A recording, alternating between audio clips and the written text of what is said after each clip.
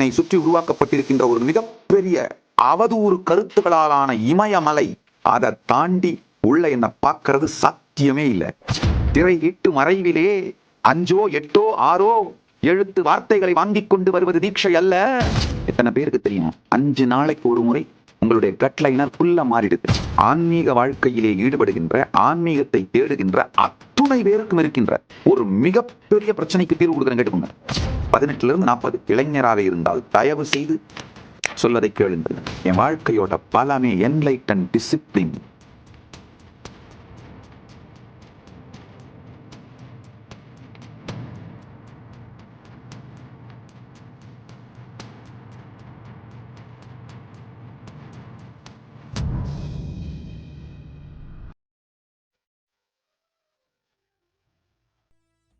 ஓம் ஓம் ஓம்.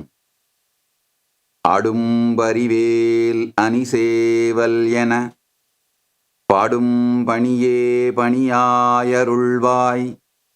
தேடும் கயமாமுகனைச் செருவில் சாடும் தனியானைச் சகோதரனே.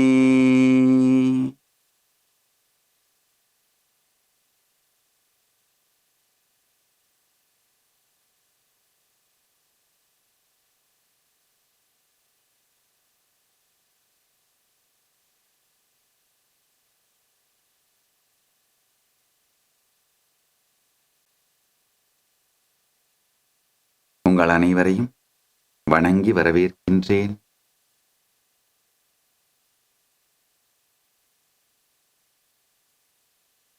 உங்கள் அனைவரையும் வணங்கி வரவேற்கின்றேன்.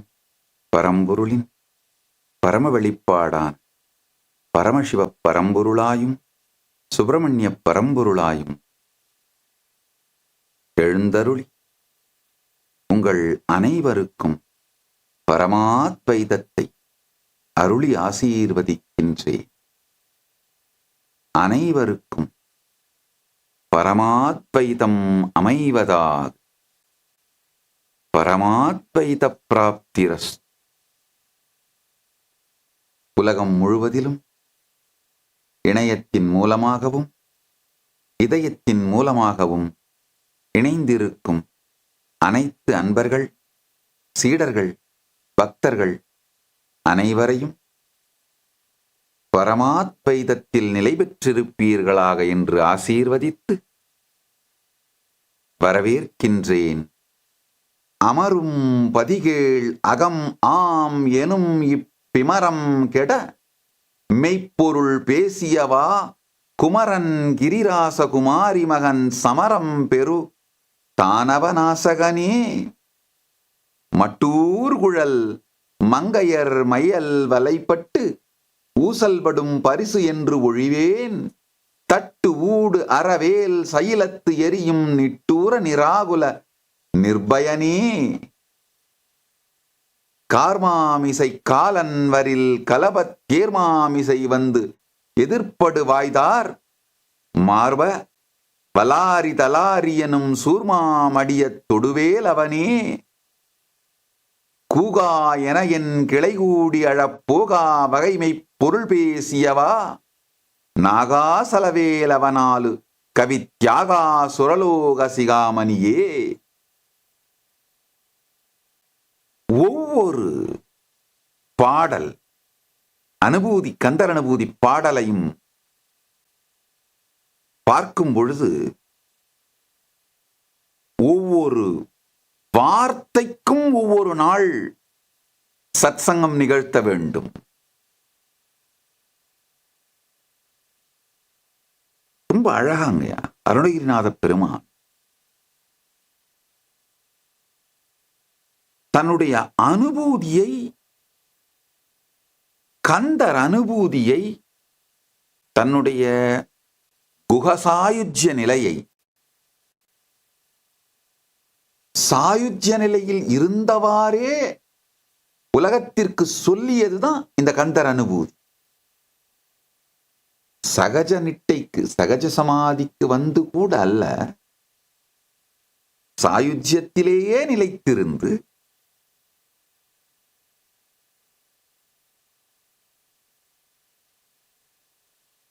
உலகிற்கு சொன்னதுதான் இந்த கந்தர் அனுபூதி.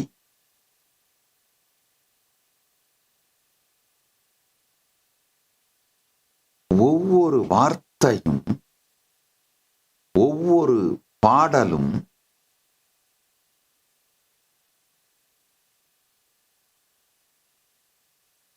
விரித்து உரைக்க உரைக்க உரைக்க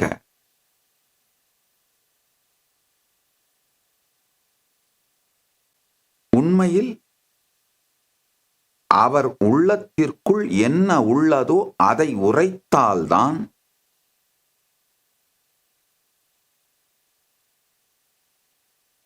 இந்த கந்தர் அனுபூதி உங்களுக்குள் மலரும். ஆதாரம் இலேன் அருளைப் பெறவே நீதான் ஒரு சற்றும் நினைந்திலையே வேதாகம ஞான வினோதமன அதீதா சுரலோக சிகாமணியே.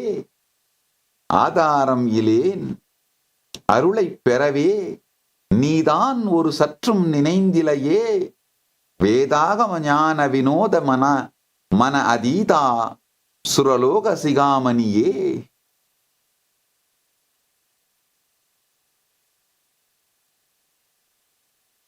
வேதாகம ஞான வினோத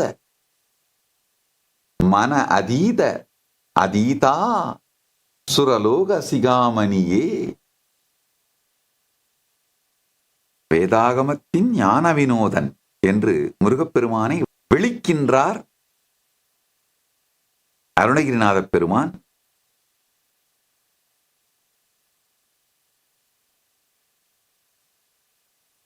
இதுல இன்னொரு முக்கியமான விஷயம், இந்த மொத்த கந்தர் அனுபூதியும் கிளி வடிவத்திலே இருந்து அருணகிரிநாத பெருமான் மொழிந்ததாக ஒரு மரபு நம்பிக்கை இருக்கின்றது. அவர் வரலாற்று குறிப்புகளிலே இருக்கின்றது. அது மரபு நம்பிக்கையாகவும் இருக்கின்றது. நான் உண்மையிலேயே ஒரு சில கிளிகள் வளர்த்துட்டு இருந்தோம் கைலாயத்துல. அந்த கிளிகளுக்கு எஜுகேட் பண்ணி பார்த்தோம், இந்த பாடல்களை சொல்ல முடியுதான். உண்மையில் 3 பாடல்களை முழுமையாக அந்த கிளிகளால் சொல்ல முடிந்தது. அந்த வார்த்தைகள் கிளிகளால் மிக தெளிவாக சொல்ல முடிந்தது. அதனால நிச்சயமாக அந்த மரபு நம்பிக்கையில் உண்மை இருக்கின்றது. அதுல ஒன்றும் சந்தேகம் இல்லை. அந்த வார்த்தைகளின் தேர்வு அவ்வளவு அருமையான வார்த்தைகளை தேர்ந்தெடுத்திருக்கின்றார். அதாவது அவருடைய உள்ளத்துக்குள்ள என்ன இருக்கோ அதை அப்படியே சொல்றார். அருணகிரிநாத பெருமானின் உள்ளத்தில் உள்ளது என்ன? கந்தர் அனுபூதி, குக சாயுச்சிய நிலை. அதை அப்படியே நம்மளுக்குள்ள ரீப்ரொடியூஸ் பண்றார், நம்மளுக்குள்ள அதை மீள் உருவாக்கம் செய்கின்றார். அவர் உள்ளத்துள் உள்ளதை உள்ளபடி உரைக்கின்றேன் கேளுங்கள். அருணகிரிநாத பெருமானுடைய வாழ்க்கையை பார்த்தோமானால் ஒரு மிகப்பெரிய இன்ஸ்பயர்டு மூமெண்ட்ல டிரான்ஸ்ஃபார்ம் ஆகிறார். அதாவது தன்னுடைய கடந்த காலத்தின் சுமைகள் தாங்க முடியாமல் தற்கொலைதான் ஒரே கதி அப்படின்னு அண்ணாமலையார் ஆலயத்தில் இருக்கின்ற வள்ளாள மகாராஜ கோபுரத்தின் மீது ஏறி, அந்த காலகட்டத்திலே அதுதான் ராஜகோபுரம். முன்னால் கிழக்கு வாசலாக இப்பொழுது இருக்கின்ற அந்த ராயகோபுரம் முழுமையாக கட்டி முடிக்கப்படாத காலம் அருணகிரிநாத பெருமானுடைய காலம். அந்த காலகட்டத்தில் அதுதான் ராஜகோபுரம், உயரமான கோபுரம் அதுதான். பேகோபுரம் கூட அப்பொழுது கட்டி முடிக்கப்பட்டு விடவில்லை.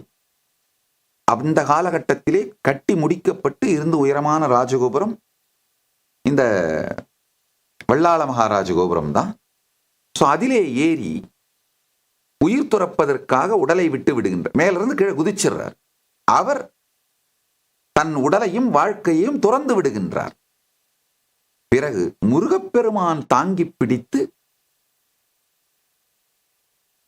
உயிரும் உணர்வும் உடலும் அனைத்தும் கொடுத்து ஒரு மிகப்பெரிய தீட்சையும் கொடுக்கிறார், இனிஷியேஷனும் கொடுக்கிறார். அந்த இன்ஸ்பயர்டு மூமெண்ட், பெருமானே தரிசனம் கொடுத்த உச்ச ஞான அனுபூதி, இன்ஸ்பயர்டான மூமெண்ட்ல நடக்கிற அந்த இனிஷியேஷன்ல வாழ்க்கை டிரான்ஸ்ஃபார்ம் ஆகுது. அதுக்கு பிறகு டிசிப்ளின், கன்சிஸ்டன்சி, நல்லா புரிஞ்சுக்கோங்க.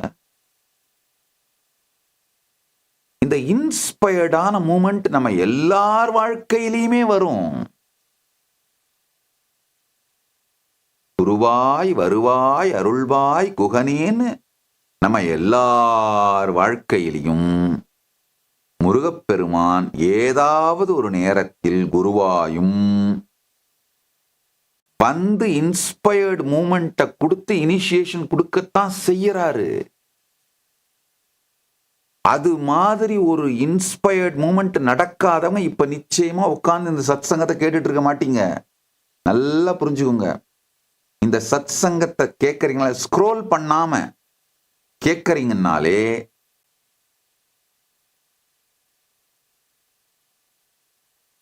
அந்த மாதிரி ஒரு இன்ஸ்பயர்ட் மூமெண்ட் உங்களுக்குள்ள நடந்திருக்கு, தீட்சை நடந்திருக்கு அப்படிங்கறத புரிஞ்சுக்கோங்க.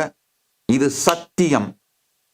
இல்லைன்னா இப்ப நடக்குது, அதனாலதான் உங்களால பார்க்க முடியுது. நல்லா புரிஞ்சுக்கோங்க.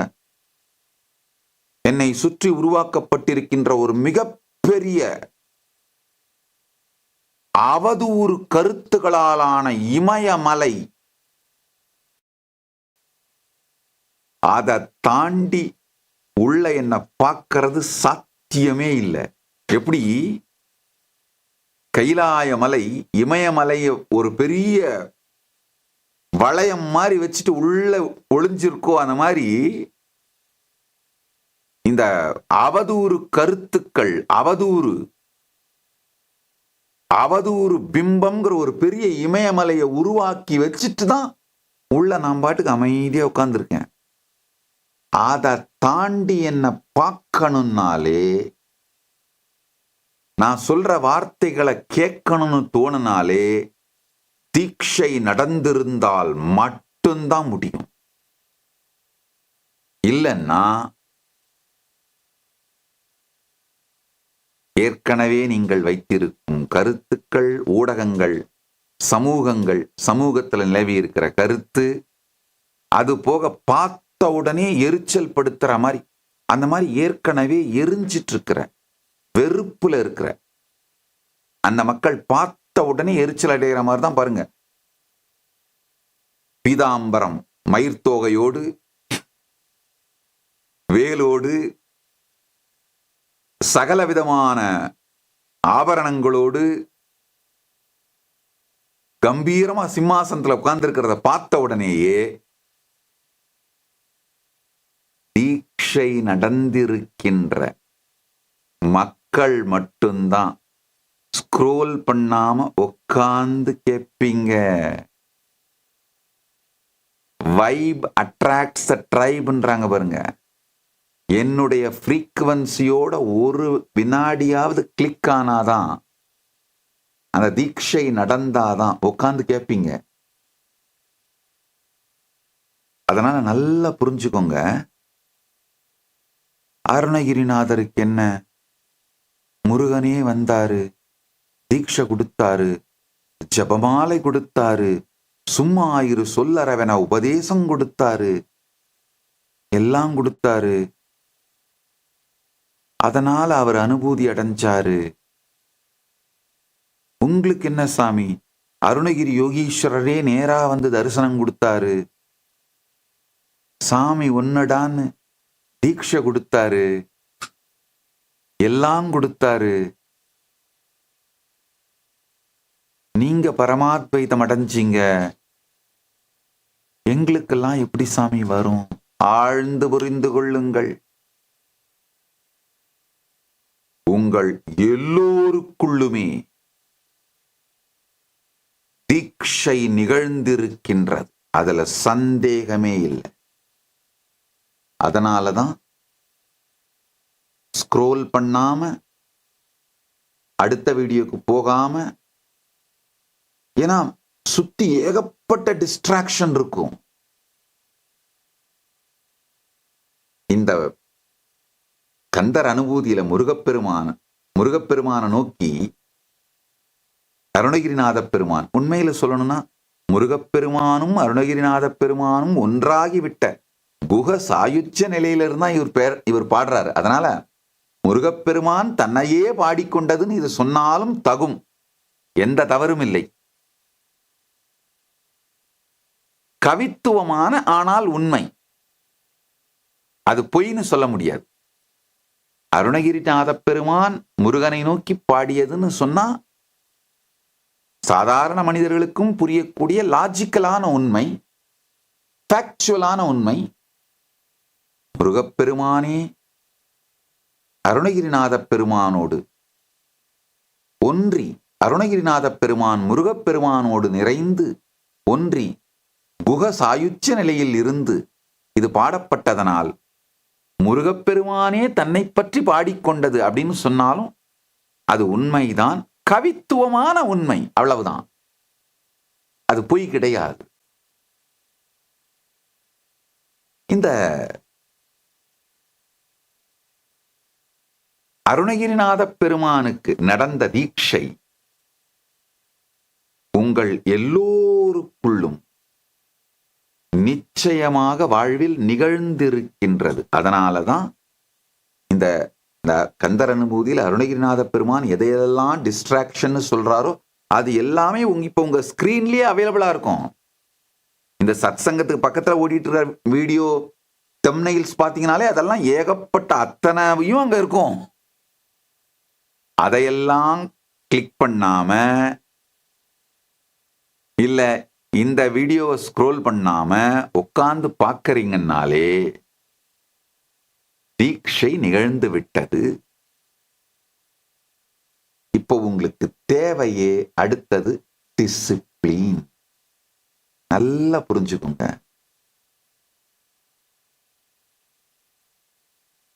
உற்சாகம்,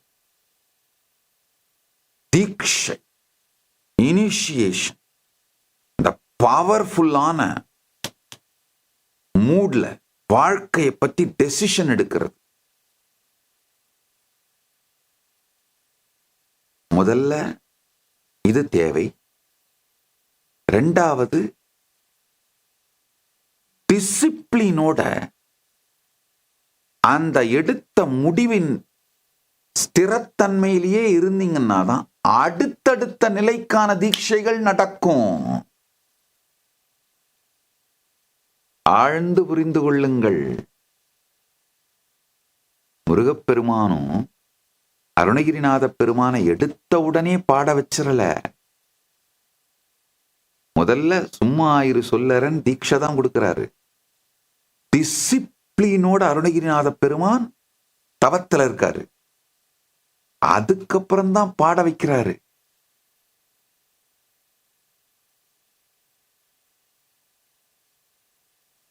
நன்றாக புரிந்து கொள்ளுங்கள். இப்போ தொடர்ந்து கடந்த 3 நாட்களாக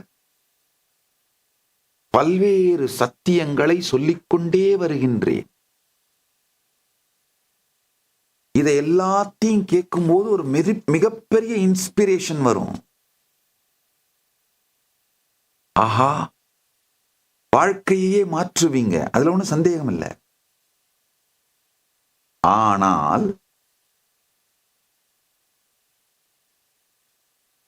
மீண்டும் வாழ்வு எனும் இப்படுமாயையில் வீழ்வாய் என என்னை விதித்தனையே தாழ்வானவை செய்தன தாம் உளவோ வாழ்வாய் இனி நீ மயில்வாகனனே வாழ்வு எனும் இப்படுமாயையில் வீழ்வாய் என என்னை விதித்தனையே தாழ்வானவை செய்தனதாம் உளவோ வாழ்வாய் இனி நீ மயில்வாகனனே.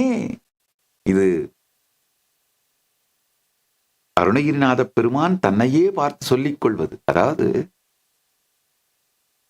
பாழ் வாழ்வு எனும் இப்படுமாயையில் வீழ்வாய் என என்னை விதித்தனையே. இந்த மாதிரி என் வாழ்வு விதிக்கப்பட்டதே.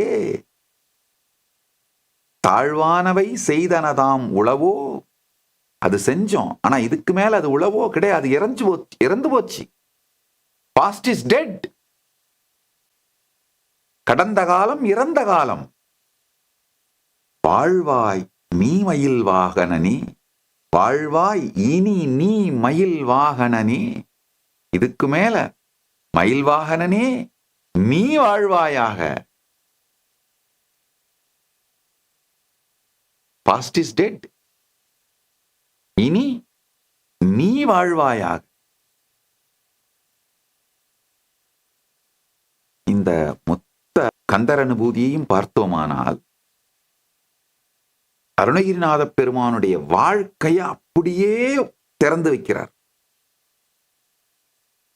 எப்படி படிப்படியா பெருமான் தீட்சை கொடுத்தார். அதுக்கடுத்து அந்த டிசிப்ளின் நடக்க துவங்கியது.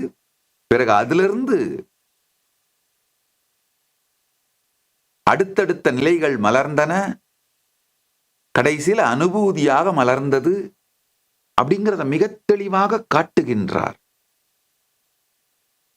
முதல்ல தீட்சை.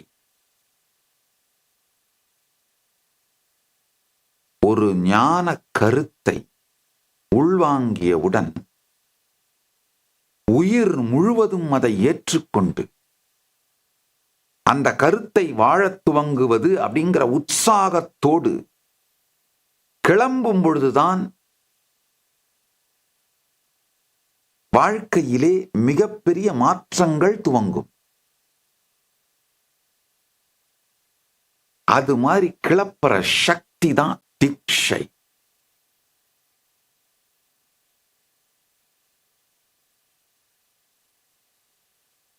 திரையிட்டு மறைவிலே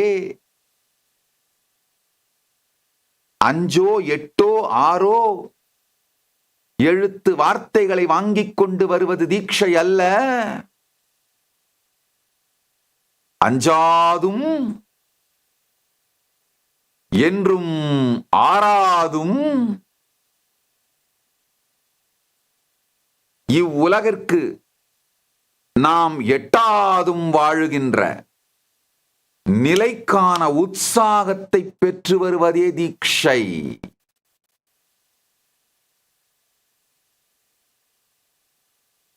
திரையின் மறைவிலே 5 எழுத்தோ 6 எழுத்தோ 8 எழுத்தோ பெற்று வருவது தீட்சை அல்ல. அஞ்சாதிருக்கவும் உலகுபாழ் மனத்தோடு ஆறாதிருக்கவும் என்றென்றும் இவ்வுலக ஆசைகளுக்கும் அச்சங்களுக்கும் எட்டாது இருக்கவும் இருக்கும் உணர்வையும் உற்சாகத்தையும் உத்வேகத்தையும் பெற்று வருவது தீட்சை. அதை அளிப்பவரே உண்மையான ஞான குரு. ஆழ்ந்து புரிந்து கொள்ளுங்கள். இன்னைக்கு ஒரு 3 சத்தியங்களை சொல்லுகின்றேன். இதை உள்வாங்கினீங்கன்னா அருணகிரிநாத பெருமான் அடுத்தடுத்த பாடல்களிலே சொல்லுகின்ற பல சத்தியங்கள் புரியும். முதல்ல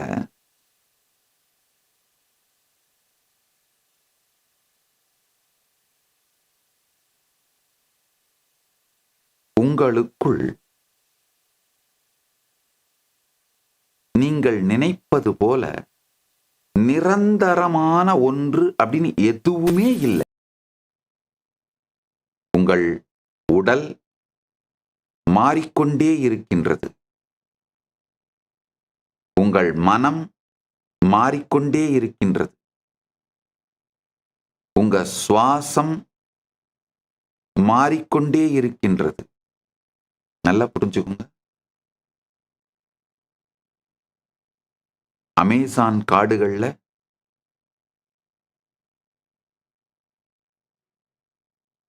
அந்த மரங்கள் வெளியிடுகின்ற காற்றை அடுத்த வினாடி நீங்கள் உள்ளிழுக்கின்றீர்கள். நீங்கள் வெளியிடுகின்ற காற்றை உங்களை சுற்றி இருக்கின்ற இயற்கை அது உள்வாங்குகிறது. எந்த இடத்துல நீங்க முடியறீங்க, இயற்கை ஆரம்பிக்குதுன்னு எல்லையே கிடையாது. அதனால உங்கள் சுவாசம் மாறிக்கொண்டே இருக்கின்றது. எத்தனை பேருக்கு தெரியும், 5 நாளைக்கு ஒரு முறை உங்களுடைய கட் லைனர் ஃபுல்லா மாறிடுது. 7 வருஷத்துக்கு ஒரு முறை உங்க உடம்புல இருக்கிற ஒரே ஒரு செல் கூட பழையது இல்லாமல் புதுசா மாறிடுது. 1 ஆண்டுக்கு ஒரு முறை உங்க மூளையில் இருக்கிற அத்துணை செல்லும் மாறிவிடுகிறது. 9 மாதங்களுக்கு ஒரு முறை உங்களுடைய மொத்த ரத்தத்தில் இருக்கின்ற செல்களும் மாறிவிடுகிறது.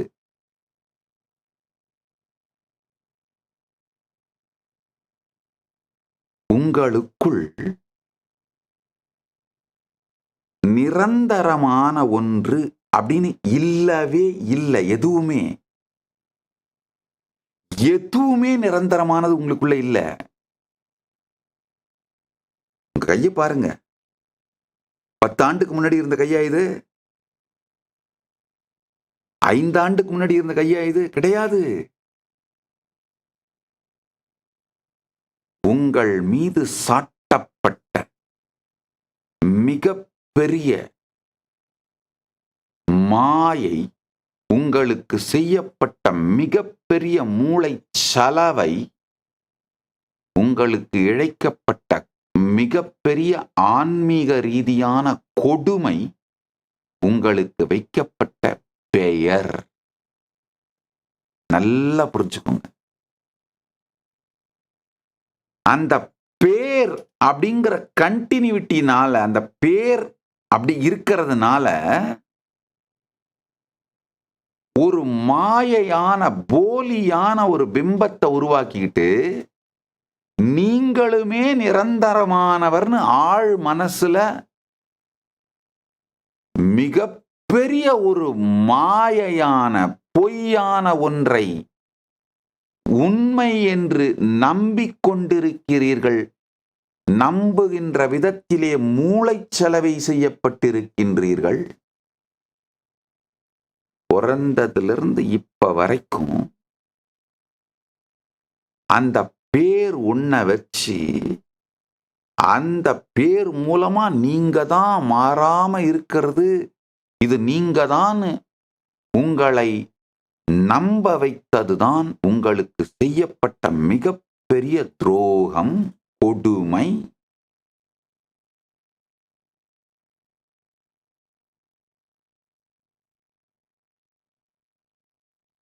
அந்த பேரை உங்களால நினைவுக்கு கொண்டு வர முடியுது அப்படிங்கிற காரணத்தினால் அந்த பேர் கொடுக்கப்பட்ட நபர்தான் நீங்கள் என்று நினைத்து கொண்டிருப்பது மிக பெரிய முட்டாள்தனம்.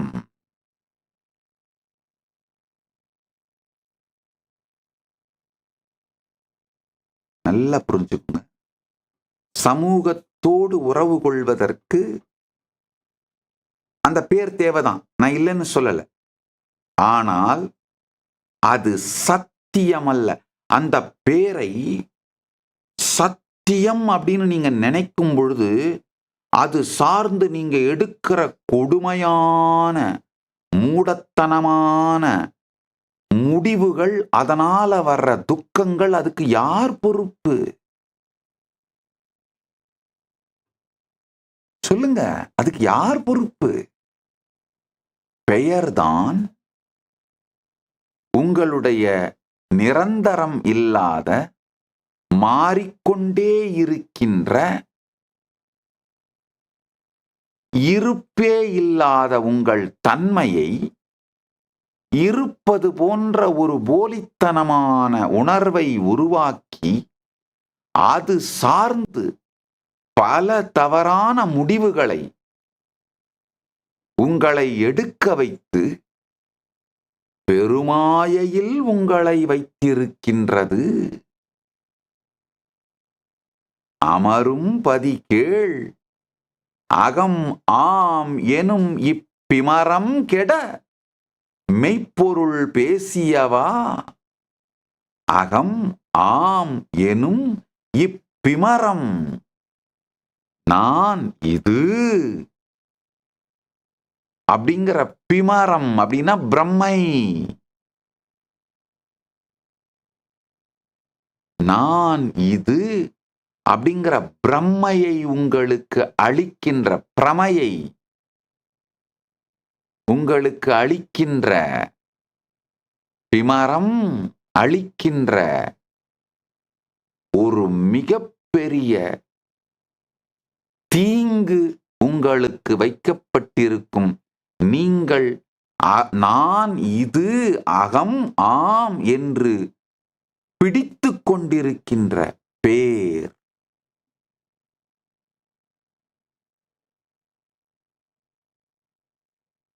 ஒரு மகா கஞ்சன் கங்கையில குளிக்க போனானா, ஒரு பெரிய போர்வ மூட்டை மிதந்து வந்துதான். ஆஹா, இதை எடுத்து கரை சேர்த்து பிரிச்சு வித்தா அவ்வளவு பணம் வருமே, நமக்கும் வாழ்நாள் முழுக்க போர்வை உபயோகமாகுமே, இவ்வளவு கம்பளியா அப்படின்னு அந்த கம்பளி மூட்டையை பிடிச்சிட்டு வரலான்னு குதிச்சு அதை போய் பிடிச்சானா. கொஞ்ச நேரம் கழிச்சு அந்த மூட்டை அவனை பிடிச்சிக்கிச்சான். கத்தி கதறானா, ஐயோ யாராவது வந்து கூப்பிட்டு என்னை காப்பாத்துங்க காப்பாத்துங்க, அந்த மூட்டை என்னை பிடிச்சிக்கிச்சு அப்படின்னு. அப்புறம் பார்த்தா தெரியுது அது மிதந்து வந்துட்டு இருந்த ஒரு கரடி. அது மாதிரிதான்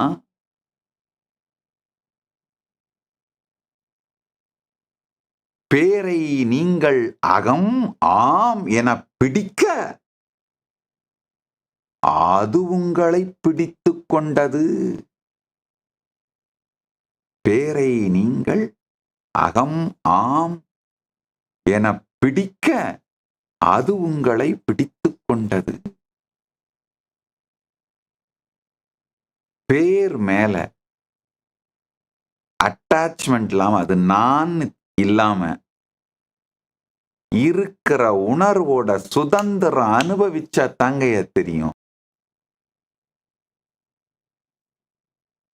உங்கள் மீது இடப்பட்ட மிகப்பெரிய சங்கிலி,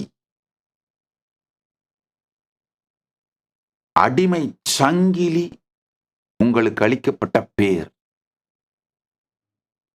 அந்த பேரை பிடித்து கொண்டு ஏதோ ஒரு தொடர்ந்த பர்சனாலிட்டி, ஸ்திரமான ஒரு நபர் உங்களுக்குள்ள இருக்கிறதா நீங்க கற்பனை பண்ணிட்டு தெரிஞ்சிட்டு இருக்கீங்க. உங்களுக்குள்ள இருக்கிற நீங்க நினைக்கிற மொத்தமா எதுவுமே ஸ்திரமானது கிடையாது, மாறிக்கொண்டே இருப்பது. இது உண்மையில பாத்தீங்கன்னா மிகப்பெரிய சுதந்திரம். ஏன்னா நீங்க இப்ப நினைக்கிற மாதிரி இப்ப உங்களுக்கு எப்படி வேணுமோ அந்த மாதிரி உங்க வாழ்க்கையை மாத்திக்க முடியும். வயதுலாம் ஒரு தடையே கிடையாது, வயதுலாம் ஒண்ணுமே கிடையாது. இப்போ நீங்க உங்களை எப்படி மாத்திக்கணும்னு நினைக்கிறீங்களோ, என்ன உடல் நலத்தோடு, மனநலத்தோடு, பெரும் செல்வ வளத்தோடு, ஆனந்தமாக, ஞானத்தோடு, அனுபூதியோடு, ஒரு முழுமையான தலைவனாக எப்படி உங்களை மாத்திக்கணும்னு நினைக்கிறீங்களோ அப்படியே மாத்திக்க முடியும்.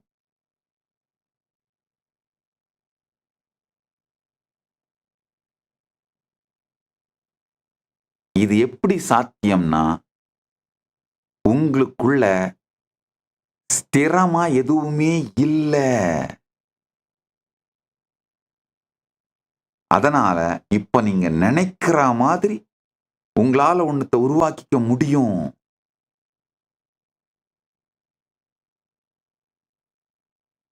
ஸ்திரமா ஏற்கனவே ஒண்ணு இருந்ததுன்னா அந்த நீங்க நினைக்கிற மாதிரி ஒண்ணத்தை வடிவமைக்கிறது சாத்தியம் இல்லை. ஆனா ஸ்திரமா ஒண்ணுமே இல்லைங்கிறதுனால நீங்க நினைக்கிற மாதிரி உங்களை வடிவமைக்கிறது சாத்தியம். அரிதாகிய மெய்ப்பொருளுக்கு அடியேன் உரிதா உபதேசம் உணர்த்தியவா விரிதாரண விக்கிரம வேள் இமையோர் புரிதாரக நாக புரந்தரனே. எப்படி எப்படி உருகி உருகி பாடுறார். கருதா மறவா நெறிகா நயனக்கு இருதாள் வனசம் தரவர தரையின்று இசைவாய் வரதா முருகா மயில்வாகனனே விரதா சுரசூர விபாடனனே. ஆழ்ந்து கேளுங்கள்.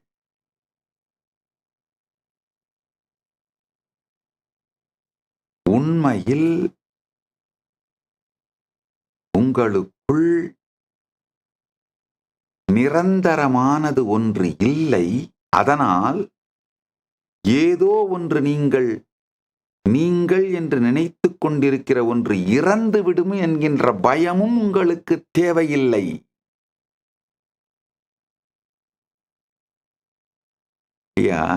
நீங்க உங்க இருப்பே டிஸ்கண்டினியூட்டி தாங்கய்யா. அதனால மரணம்ங்கிற டிஸ்கண்டினியூட்டியை பார்த்து நீங்க பயப்பட வேண்டியதில்லை. எப்படி 5 வயசுல இருந்த நபர் இப்ப இல்ல உங்களுக்குள்ள. ஆனா அது என்ன துக்கமா போச்சா நான் கேட்கிறேன். இல்ல, என இழந்த நலம்.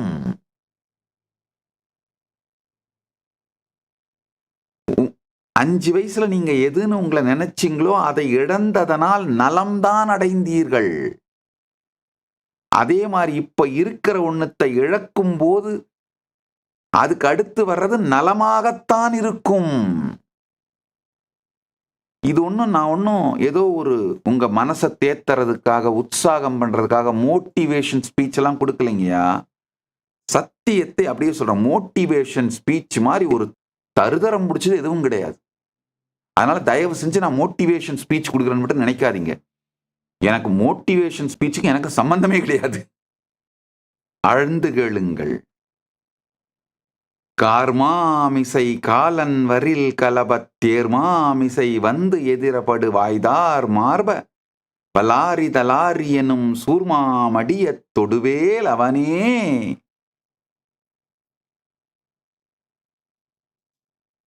காலன் வரும்பொழுது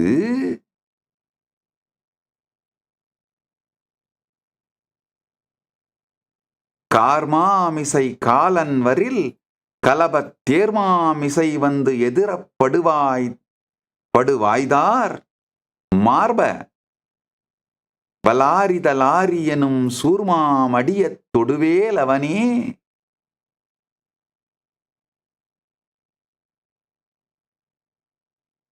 காலன் யமன் வரும்பொழுது கலபத் தேர்மாமிசை வந்து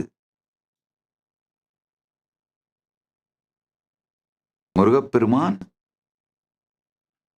கலபத் தேர்மாமிசை வந்து நம்மை அழைத்துக் கொள்வார். அதாவது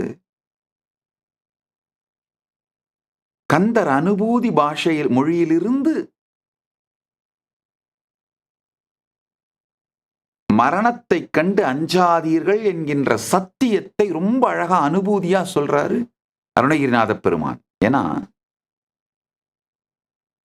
இன்னொரு பாடல்ல சொல்றாரு பாருங்க, பிறவான் இரவான்.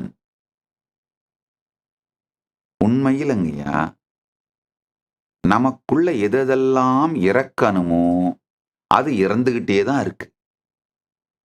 எதெல்லாம் இறக்காதோ அது எப்பவும் இருக்கு. அது பிறந்ததே இல்லை. எதெல்லாம் இறக்குமோ அதெல்லாம் இறந்துகிட்டே இருக்கு. அது ஆக்சுவலா இருந்தும்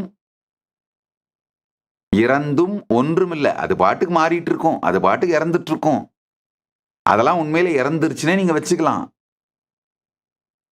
இறப்பது எதெல்லாம் இறக்குமோ அதெல்லாம் இறந்து விட்டது. எதெல்லாம் இறக்கப் போவதில்லையோ அதெல்லாம் பிறந்ததே இல்லை. நீங்க நினைக்கலாம், எனக்கு என்னவோ நாம எப்பவுமே இருக்க போறோன்ற ஒரு ஃபீலிங்கே இருக்கே சாமி. இது ரொம்ப அழகா மகாபாரதத்துல சொல்லுவாங்க. அகன்யகனி பூதானி கச்சந்தீக யபமந்திரம் சேஷா திரமிச்சந்தி கிமாச்சரியமிதப்பரம்னு யுதிஷ்டிரன் யக்ஷ பிரஸ்னத்துக்கு பதிலாக சொல்லும் பொழுது சொல்வார். அகன் யகனி பூதானி கச்சந்தீக யமமந்திரம் சேஷாஸ்திரமிச்சந்தி ஹிமாச்சரியமதப்பரம். யக்ஷன் கேட்கிறான் யுதிஷ்டர, உலகத்திலேயே ஆச்சரியமானது எது? ஹிமாச்சரியமிதப்பரம், பரமாச்சரியம் எது? அதுக்கு அவரு யுதிஷ்டரன் சொல்றாரு, தினந்தோறும் மக்கள் யமன் வீட்டுக்கு போயிட்டே இருக்கிறத, இறந்துகிட்டே இருக்கிறத, மற்றவங்க இறக்கிறத பார்த்தும் தான் மட்டும் இறக்க மாட்டோம்னு நினைக்கிறாங்களே, அதுதான் மிகப்பெரிய ஆச்சரியம். நன்றாக புரிந்து கொள்ளுங்கள், உங்களுக்குள் இறக்காத ஒன்று, பிறக்காத ஒன்று இருக்கிறது.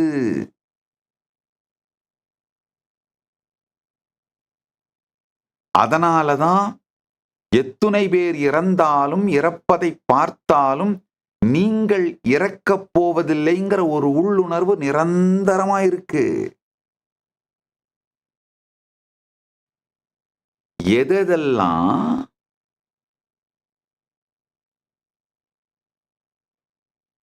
நிரந்தரம்னு நீங்க நினைக்கிறீங்களோ அது நிரந்தரம் கிடையாது.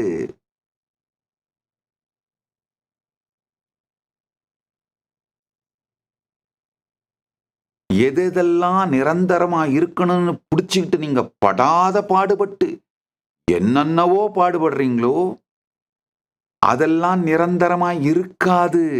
நல்லா புரிஞ்சுக்கோங்க. துக்கம்னா என்னன்னா, நிரந்தரமாக இருக்கப் போவதில்லை என்கின்றவற்றை பற்றி கொண்டு அது நிரந்தரமாக இருக்க வேண்டும் என்று நாம் செய்கின்ற எல்லா முயற்சியும் தான் துக்கம். இம்மெச்சூரிட்டி. ஒரு சின்ன பிள்ளை தான் படுக்கை கீழே பூதம் ஒளிஞ்சிட்டு இருக்குன்னு நம்பி நடுங்குதுன்னா அது எந்த அளவுக்கு இம்மெச்சூர்டான முட்டாள்தனமோ அதே அளவு இம்மெச்சூர்டான முட்டாள்தனம்தான் நீங்கள் மரணம் கண்டு பயப்படுதல். அழிவது அழிந்துதான் தீரும், அது ஏற்கனவே அழிந்து கொண்டுதான் இருக்கின்றது. அழியாதது பிறக்கவே இல்லை என்பதனால் நிரந்தரமாக உங்களுக்குள் இருந்து கொண்டே இருக்கும். ஆழ்ந்து கேளுங்கள். உங்களுக்குள் நிரந்தரமானது நித்தியமானது என்னன்னா, இப்போ நீங்க எல்லாத்தையும் அனுபவிச்சுட்டு இருக்கிற இந்த ஃபோக்கல் பாயிண்ட் தான் நிரந்தரம்.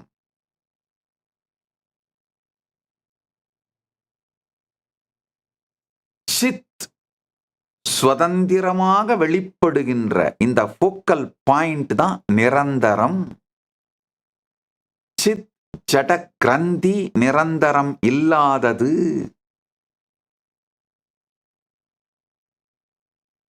வாழ்க்கையில வேற ஒண்ணுமே தேவையில்லை. ஒன்னே ஒண்ணுதான் வேணுங்க. ஞானத்தின் மீது பிரதிஷ்டை செய்யப்பட்ட சரியை, ஞானத்தின் மீது நிலைநிறுத்தப்பட்ட, ஞானத்திலிருந்து விளைந்த வாழ்க்கை முறை. அவ்வளவுதாங்க மொத்த சாரம். வாழ்க்கையோட சாரம் இவ்வளவுதான்.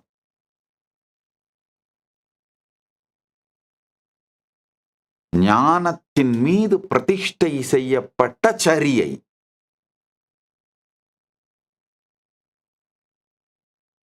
ஞானத்தின் மீது பிரதிஷ்டை செய்யப்பட்ட டிசிப்ளின். வேற ஒண்ணுமே இல்லைங்க. இந்த பெரிய பெரிய சத்தியங்களை கேட்கும் பொழுது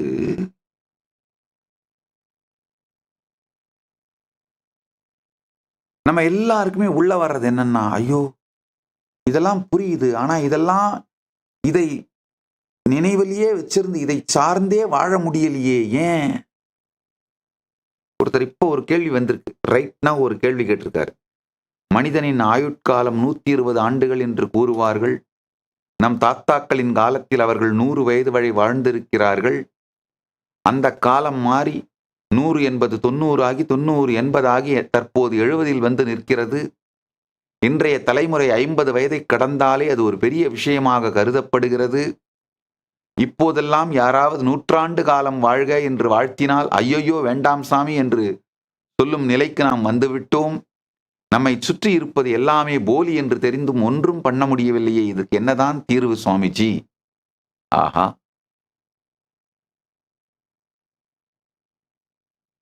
யார் யாரெல்லாம் இந்த மாதிரி மனநிலையில் இருக்கீங்களோ அவங்களெல்லாம் கை தூக்குங்க. உங்க எல்லாருக்கும் தீர்வை கொடுக்கிறேன், நல்லா கேட்டுக்கோங்க. இப்ப நான் கொடுக்க போகின்ற தீர்வு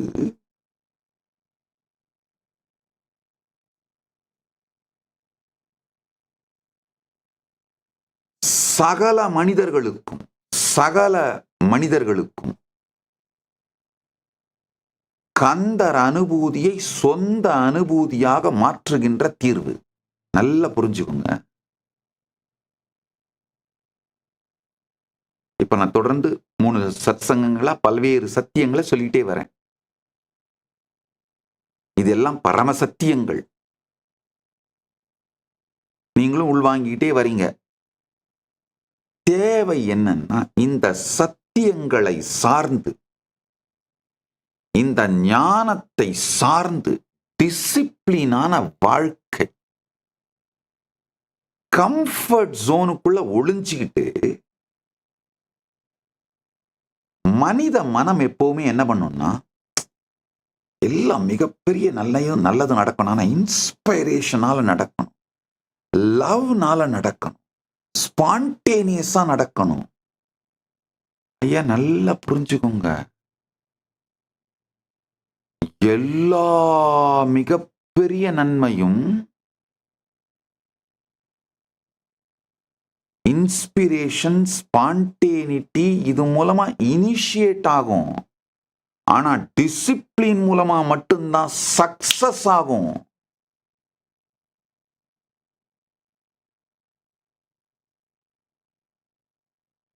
உங்களுக்குள்ள இருக்கிற, நல்லா ஆழ்ந்து கேளுங்க, எத்தனை பேரு இன்ஸ்பயர் ஆகி சாமி சத்சங்கத்தை கேட்ட உடனேயே இன்ஸ்பயர் ஆகி 2 நாள் கடகடன் வேகமா கையை கால ஆட்டி யோகா பண்ணி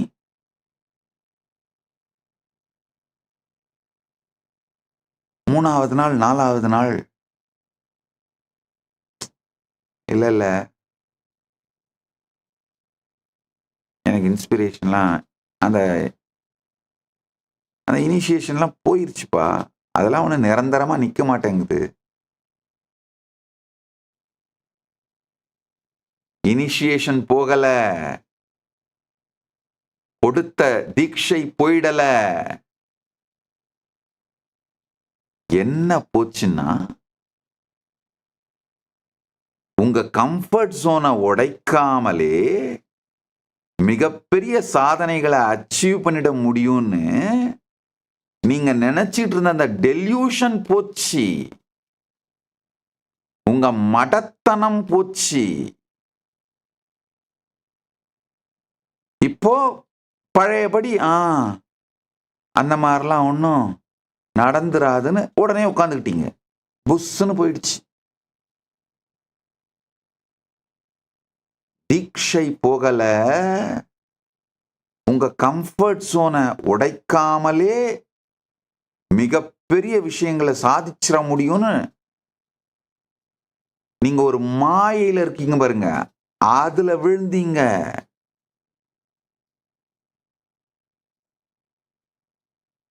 நன்றாக புரிந்து கொள்ளுங்கள்.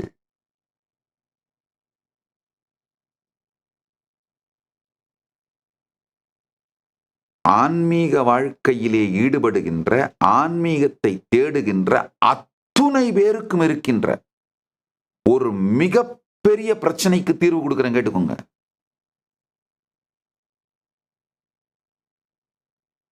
இந்த மொத்தமா யூடியூப்லயோ சொசைட்டில கூகுள் பண்ணி ஏஐல எங்க போய் பார்த்தீங்கன்னா ஆன்மீகனாலே மோட்டிவேட் பண்றது, இன்ஸ்பயர் பண்றது. அதனால்தான் எவ்வளோ இன்ஸ்பிரேஷன் பண்ற புக்ஸ், இன்ஸ்பயர் பண்ற புக்ஸ், மோட்டிவேட் பண்ற புக்ஸ், மோட்டிவேட் பண்ற லெக்சர்ஸ், மோட்டிவேட் பண்ற ப்ரோக்ராம்ஸ், மோட்டிவேஷனல் ப்ரோக்ராம்ஸ். யாமா. ஆனா ஒரு மிகப்பெரிய பிளைண்ட் ஸ்பாட்ல மாட்டிக்கிறீங்க. மோட்டிவேஷன் இனிஷியேட் தான் பண்ணும், டிசிப்ளின் தான் சக்சஸ் கொடுக்கும்.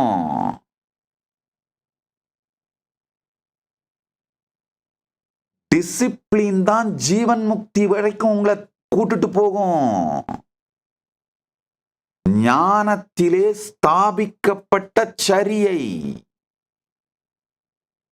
பல பேர், சாமி என்ன தீட்சை, சாமி என்ன தீட்சை, எனக்கு உடனே மெசேஜ் போடுறது, ஆஹா one more great initiation Bhagavan, today I can't imagine what an initiation, what a power, I just sat after your initiation. சும்மா இரு சொல்லறன்னு சொன்ன உடனே ஒண்ணுமே இல்லாம இருந்தது பகவானே. இது போயிடாம இருக்கிறதுக்கு என்ன பண்ணணும்? இதுலயே இருக்கிறதுக்கு என்ன பண்ணணும்? அதான் டிசிப்ளின்.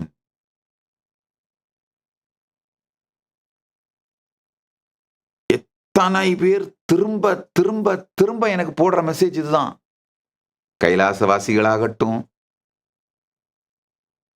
கைலாயத்தோட குடிமக்களாகட்டும், இல்ல உலகம் முழுக்க இருக்கிற பக்தர்களாகட்டும், பொதுமக்களாகட்டும், ஆன்மீக தேடுதல் உடையவர்களாகட்டும், அத்தனை பேரும் போடுற ஒரு கேள்வி இதுதான். தீட்சை வாங்கின உடனே எப்படி இருக்கு சாமி? ஒரு ப்ரோக்ராம் அட்டன் பண்ண உடனே எப்படி இருக்கு சாமி? ஆனா ஒரு மாசத்துக்கு அப்புறம் போயிருதே சாமி. அது போகாம இருக்கிறதுக்கு என்ன பண்ணணும்? டிசிப்ளின். ஆழ்ந்து கேளுங்கள். கம்ஃபர்ட் சோனை உடைச்சிட்டு வெளியில வந்து டிசிப்ளின். உடலை நீங்க நினைக்கிற மாதிரி யோக சரீரமாக மாற்றுவதாகட்டும், ஆரோக்கியமான உடம்பா மாற்றுவதாகட்டும், மனதை ஜீவன் முக்த தன்மையிலேயே வைக்கின்றதாகட்டும்,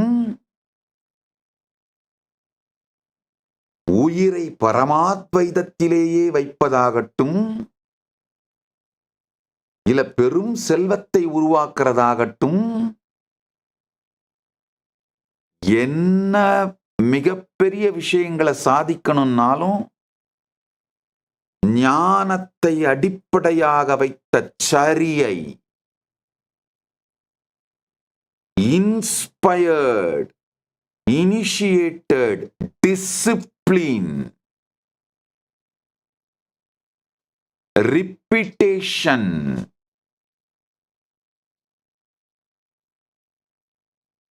grunt job,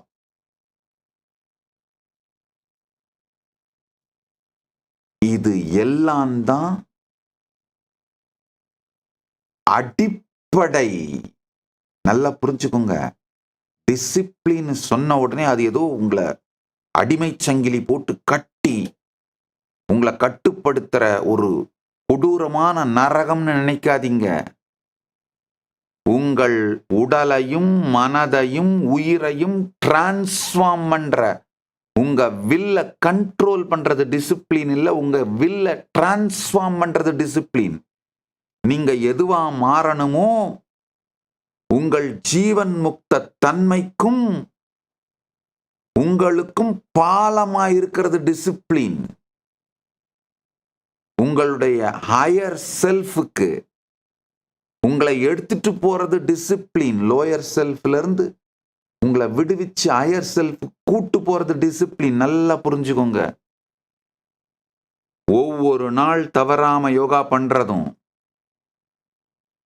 ஒவ்வொரு முறை ஒழுங்கா நிராகார சம்யமம் பண்றதும், ஒவ்வொரு நாள் தவறாமல் உற்சாகமா இருந்தாலும், நன்றி உணர்வு பொங்கனாலும் பொங்கலினாலும் தவறாமல் பூஜை பண்றதும், இதெல்லாம் உங்களுடைய ஜீவன் முக்த தன்மைக்கு நீங்க போடுற ஓட்டு, ஒரு நாள் யோகா மிஸ் பண்றதும், ஒரு நாள் பூஜையை மிஸ் பண்றதும், ஒரு நாள் சத் சங்கத்தை மிஸ் பண்றதும், ஒரு தரம் இந்த ஞான கருத்துக்களை வாழாமல் கொந்தளிப்போடு, கோபத்தோடு, இல்ல இன்கம்ப்ளீஷன்ஸோட வெடிக்கிறதும், உங்களுடைய ஈனத்தன்மைக்கு நீங்க போடுற ஓட்டு ஒரு தரமும் உங்களுடைய உங்களை நீங்களே தோற்கடித்துக் கொள்ளும் பொழுது, உங்க மேல நீங்க வச்சிருக்கிற நம்பிக்கை உடைபடும் பொழுது, நீங்கள் சிதைக்கப்பட்ட நபராக மாறிவிடுகிறீர்கள்.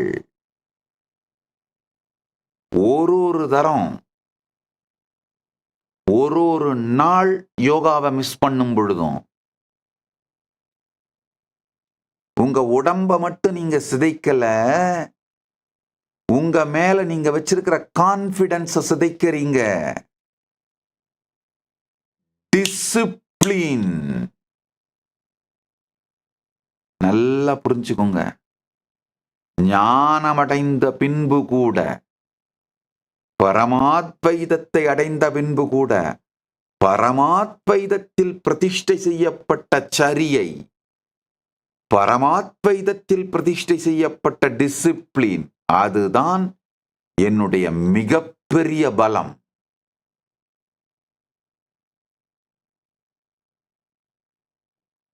உங்கள் அனைவருக்கும் இந்த சத்தியத்தை சொல்லுகின்றேன், கேளுங்கள்.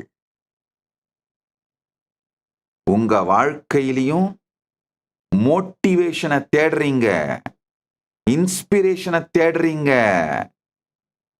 மோட்டிவேஷனை செலிப்ரேட் பண்றீங்க, இன்ஸ்பிரேஷனை செலிப்ரேட் பண்றீங்க.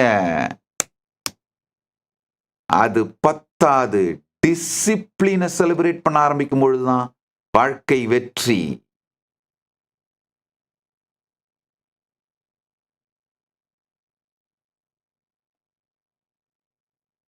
பல பேர் இந்த மோட்டிவேஷன் ஸ்பீச்ன்ற பேர்ல, வாழ்க்கை சின்னது, மகிழ்ச்சியாயிரு, life is very short, so என்ன வேணா பண்ணு அப்படின்லாம் சொல்றாங்க. நல்லா புரிஞ்சுக்கோங்க. அந்த உண்மையான ஹாப்பியா இருக்கிறதே டிசிப்ளின்டு லைஃப் ஸ்டைல் இருந்தா தான் வரும். உண்மையில பாத்தீங்கன்னா, ஜீவன் முக்த தன்மையிலிருந்து பொங்குகின்ற அந்த நிரந்தர நித்தியானந்தம் வேணும்னு நினைக்கிறீங்க. ஆனா உங்க லைஃப் ஸ்டைல் பார்த்தா கம்ஃபர்ட் ஜோனுக்குள்ள ஒடுங்கிட்டு, கம்ஃபர்ட்டை நோக்கி போறத போய் ஆனந்தம்னு தப்பா நினைச்சிட்டு இருக்கீங்க.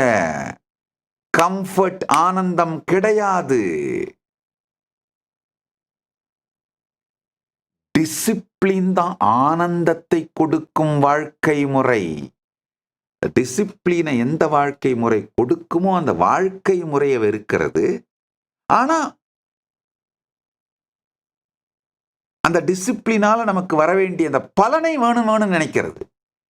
டிசிப்ளினால வர்ற பலன் ஆனந்தம். டிசிப்ளின்டு வாழ்க்கையால வர்ற பலன் ஆனந்தம். ஆனந்தம் வேணும், ஆனா அந்த வாழ்க்கை முறையை வாழ மாட்டோம்.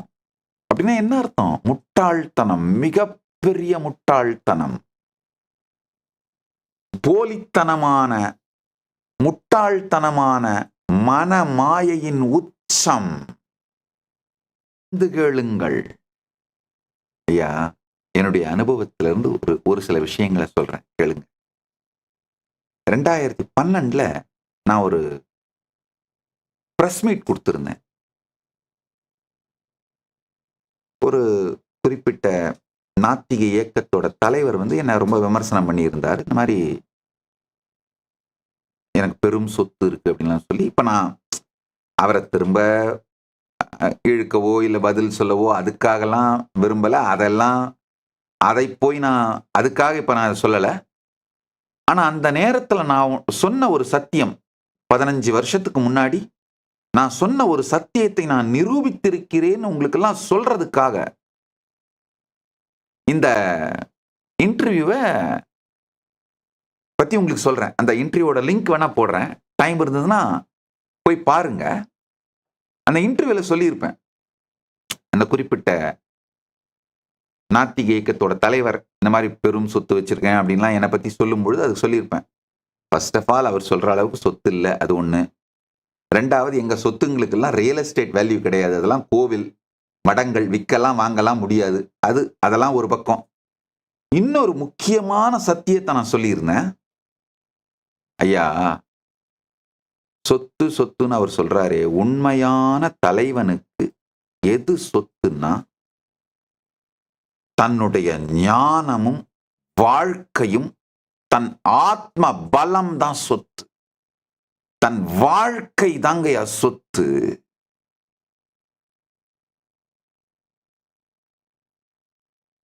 என்லைட்டன்ட் டிசிப்ளின், இன்ஸ்பயர்டு டிசிப்ளின், ஞானத்தின் மீது பிரதிஷ்டை செய்யப்பட்ட சரியை தான் பலம். நல்லா புரிஞ்சுக்கோங்க. அவருக்கு நான் சொல்லியிருந்தேன், ஐயா சொத்து சொத்துன்னு இவர் சொல்றாரு. அவங்களுக்கு நான் பிரஸ் மீடியால சொல்லியிருந்தேன், ஊடகத்துல சொத்து சொத்துன்னு இந்த நாத்திகத்தோட தலைவர் சொல்றாரு. இதெல்லாம் எதுவுமே சொத்து கிடையாதுங்க. உண்மையில பாத்தீங்கன்னா அவர் எனக்கு எவ்வளவு இருக்குன்னு சொத்து இருக்குன்னு சொல்றாரோ அதை விட 100 மடங்கு இருக்கு. உண்மையில எங்க இயக்கத்தோட அந்த டைம்ல எங்க இயக்கத்தோட வேல்யூவை விட அவர் 1000 மடங்கு சொத்து மேல உட்கார்ந்து இருக்காரு அவருடைய இயக்கத்துக்கு. அதெல்லாம் வேற, அதை பத்தியெல்லாம் இப்ப நான் சொல்ல விரும்பல. உங்களுக்கு நான் இப்ப சொல்ல விரும்புறது என்னன்னா, அப்ப நான் சொன்னேன், ஐயா இந்த மொத்தத்தையும் அப்படியே விட்டுட்டு நான் வெளியில போய் ஏதாவது ரோட்டோரமா ஒரு பிளாட்ஃபார்ம்ல உட்கார்ந்தேன்னா இன்னொரு நாட்டையே உருவாக்கிடுவேன் அப்படின்னு.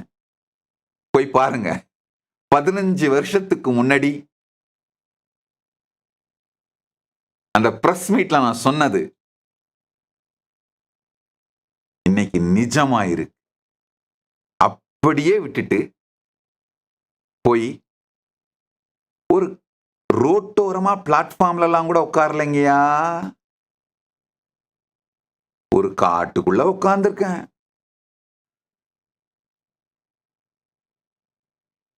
நாடு உருவாயிடுச்சு. நல்லா புரிஞ்சுக்கோங்க. ஒரு நிஜமான தலைவனோட சொத்து என்னன்னா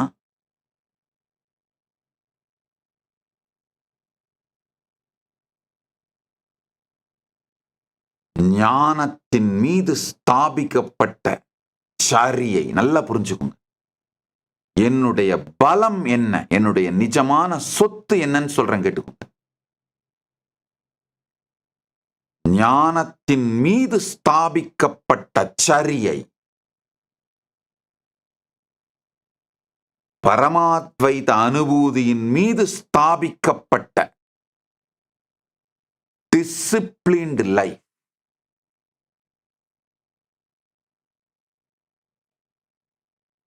ஒரு சில உதாரணங்கள் சொல்றேங்க. எத்தனை 1000வது முறை பீடத்துல ஏறுறேன் அப்படின்னு எனக்கே தெரியாது. ஏன்னா 3 வயதில் முதல் சாதுர்மாசியம் பாலசந்நியாசம் கொடுத்து 5வது வயதில் முதல் ஆன்மீக சத்சங்கம் வியாசபீடம் ஏறி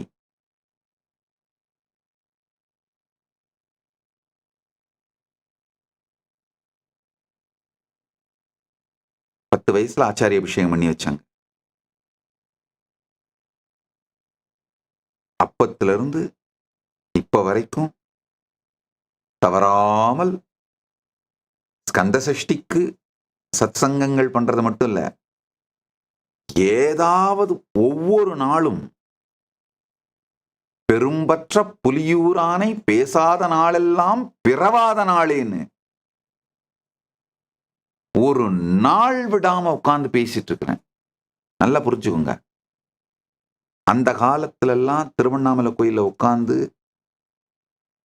யூசுவலா ஸ்கந்த சிஷ்ணே எங்க உட்கார்ந்து வகுப்பெடுப்பேன்னா கோபுரத்திளையனார் சந்நிதி. அங்க 2 சந்நிதிகள் இருக்கு, கம்பத்திளையனார் சந்நிதி, கோபுரத்திளையனார் சந்நிதி. கோபுரத்திளையனார் சந்நிதியில ஒரு ஓரமா உட்கார்ந்து வகுப்பெடுப்போம். நிறைய பேர்லாம் வரமாட்டாங்க. கோவில் அந்த காலத்துல அவ்வளவுலாம் மக்கள் வரமாட்டாங்க. மொத்த மொத்தமா 2.5 பேர் உட்கார்ந்துருப்பாங்க. ஏன் 2.5 பேர்னு சொல்றேன்னா 3 பேர் உட்கார்ந்துருப்பாங்க, அதுல ஒருத்தர் தூங்கிட்டு இருப்பாரு. அடிக்கடி வேணும் போதெல்லாம் கொஞ்சம் இந்த ஃபேன் சுத்துறது கொஞ்சம் நின்னு போச்சுன்னா முழிச்சுப்பாரு. ஃபேன் திரும்ப ஓட ஆரம்பிச்சுன்னு அவருடைய இயல்பு நிலைக்கு போயிடுவாரு. 2.5 பேர் தான் உட்கார்ந்து கேட்பாங்க. எத்தனை பேர் வர்றாங்க, போறாங்க, கேட்கறாங்க, கேட்கல, ஏதுக்கும் கவலைப்பட மாட்டேன். டிசிப்ளின்.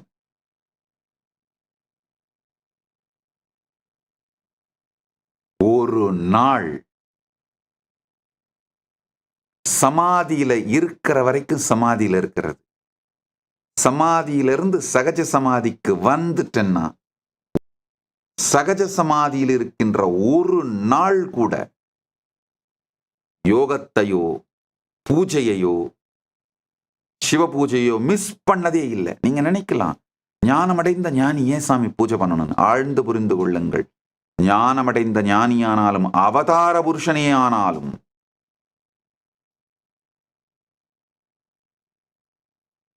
இந்த சரியைகளை விடுவதில்லை. வேறு வேறு காரணங்களுக்காக. இப்ப நீங்க சரியை பண்ற காரணம் வேறையா இருக்கலாம், ஒரு ஞானி அவதார புருஷன் பண்ற காரணம் வேறையா இருக்கலாம். ஆனா விடுவதில்லை. ஞானமடைந்த பிறகும் செய்யற சிவபூஜை எப்படி இருக்குன்னா, தன்னை தானே வழிபடுதல். காரணம் மாறி இருக்கலாம், இன்டென்ஷன் மாறி இருக்கலாம், எக்ஸ்பீரியன்ஸ் மாறி இருக்கலாம், ஆனா பூஜை நிற்காது.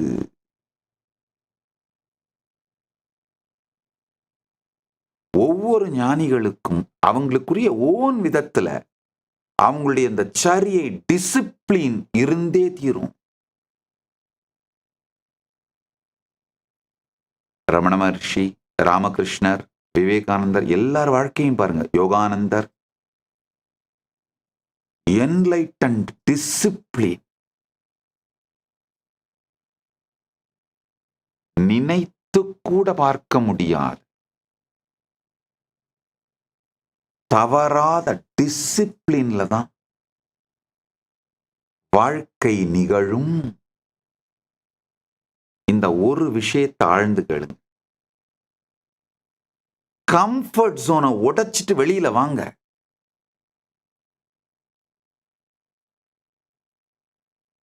நீங்க 18 - 40 வயசுக்கு உட்பட்டவரா இருந்தா, இளைஞராக இருந்தால், 18 - 40 இளைஞராக இருந்தால் தயவு செய்து சொல்வதை கேளுங்கள்.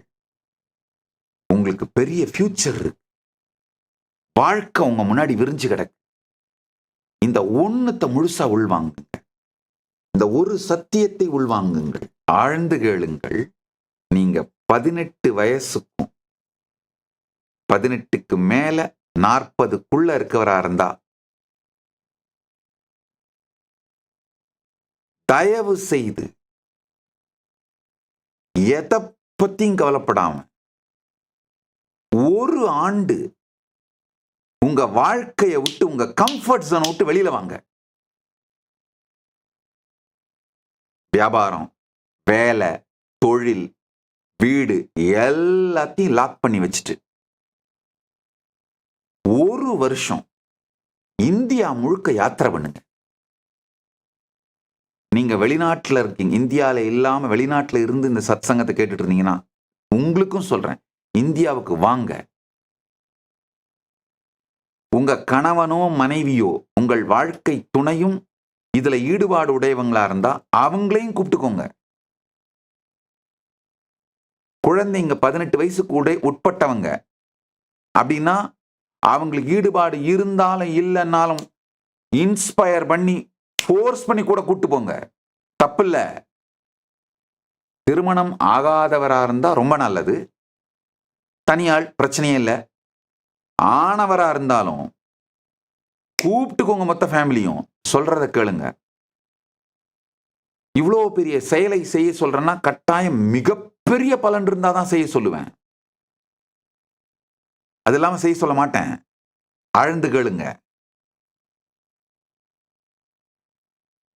ஒரு ஆண்டு எல்லாத்தையும் மூட்டை கட்டிட்டு வண்டியில போனாலும் பரவாயில்ல, நடந்து போனாலும் பரவாயில்ல.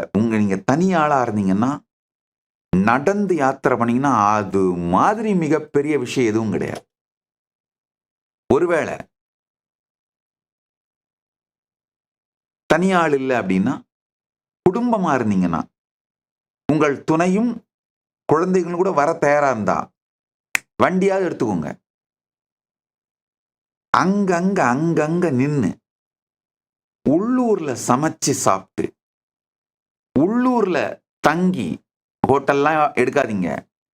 பொது வெளிகள்ல இருக்கிற இடம், பொது இடத்து கோவில், இல்ல ஊர் பொதுவில் இருக்கிற ஆலமரத்தடி, இந்த மாதிரி பொது வெளிகள்ல தங்கி இருந்து யாத்திரை பண்ணுங்க. தயவு செஞ்சு பண்ணுங்க. உங்க கம்ஃபர்ட் ஜோனை உடைச்சிட்டு வெளியில வந்து ஒரு வருஷம் வாழ்ந்தீங்கன்னா உங்கள் வாழ்க்கை மாறிவிடும்.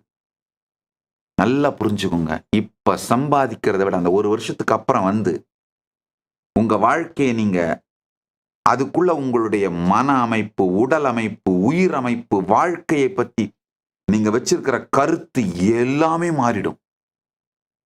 அதுக்கு பிறகு பாத்தீங்கன்னா இப்ப சம்பாதிக்கிறத விட 1000 மடங்கு சம்பாதிப்பீங்க.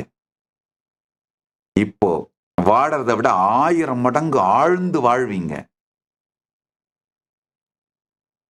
யார் யாரெல்லாம் வாழ்க்கையில ஒரு பெரிய பிரேக் த்ரூ வேணும், இந்த நடுத்தரமான லூசுத்தனமான ஒரு வீடு 2 காருன்னு தருதரம் பிடிச்ச வாழ்க்கை வாழறீங்களோ, ஒரு வீடு 2 காருன்னு சுத்திட்டு வாழ்ந்துட்டு இருக்கிறதெல்லாம் பெரிய லூசு தருதரம் பிடிச்ச வாழ்க்கைங்கய்யா. இந்த தருதரம் பிடிச்ச வாழ்க்கையிலிருந்து வெளியில வந்து பிரேக் த்ரூ அடையணும்னு நினைக்கிறீங்களோ, என்னுடைய வாழ்க்கையின் பலம் உங்களுக்கு வரணும்னு நினைச்சீங்கன்னா இந்த ஒரு செயலை செய்யுங்கள். கட்டாயம் செத்து போயிட மாட்டீங்க. இப்போ இந்தியாவோட சூழல்லாம் மாறிடுச்சு. எங்க பார்த்தாலும் 108 கூப்பிட்டீங்கன்னா ஆம்புலன்ஸ் வந்துடுறாங்க. அவ்வளோலாம் ஒன்றும் உங்களை யாரும் கொள்ளையடிச்சிட்டு போயிட போறதில்ல. செல்போன்ஸ் இருக்கு. ஒரே ஒரு வருஷம் மொத்தத்தையும் மூட்டை கட்டிட்டு ட்ரை பண்ணி பாருங்கய்யா. 18 இருந்து 40 ஏன் சொல்றேன்னா, அந்த உடல் பலம், மனபலம், எதிர்காலம் அதெல்லாம் இருக்குன்றதுக்காக.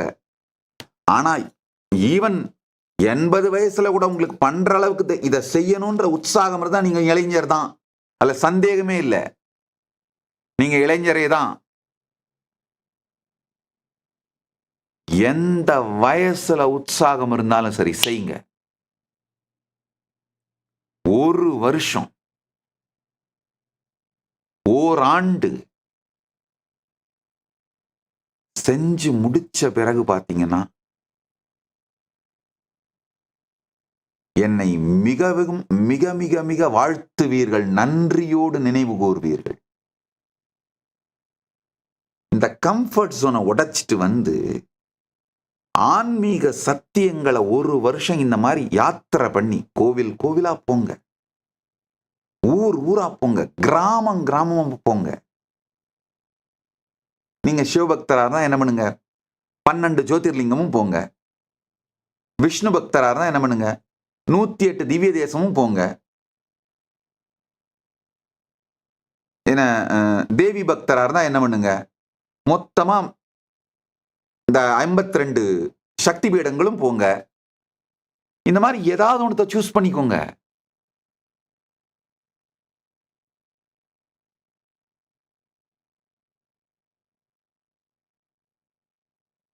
ஐயா, இத செஞ்சீங்கன்னா தான், பெண்களா இருந்தீங்கன்னா 2 3 பேரா சேர்ந்துக்கோங்க. ஒன்னா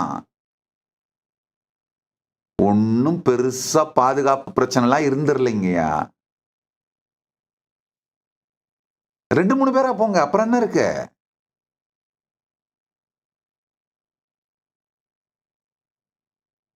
இதை செய்து பாருங்கள். முதல் விஷயம்,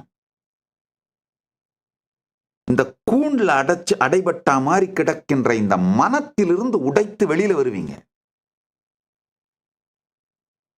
உங்கள் மனம், உடல், உயிர் அனைத்துமே டிரான்ஸ்ஃபார்ம் ஆயிடும்.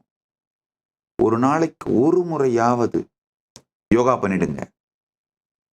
ஒரு நாளைக்கு ஒரு முறையாவது சிவ பூஜை பண்ணிடுங்க.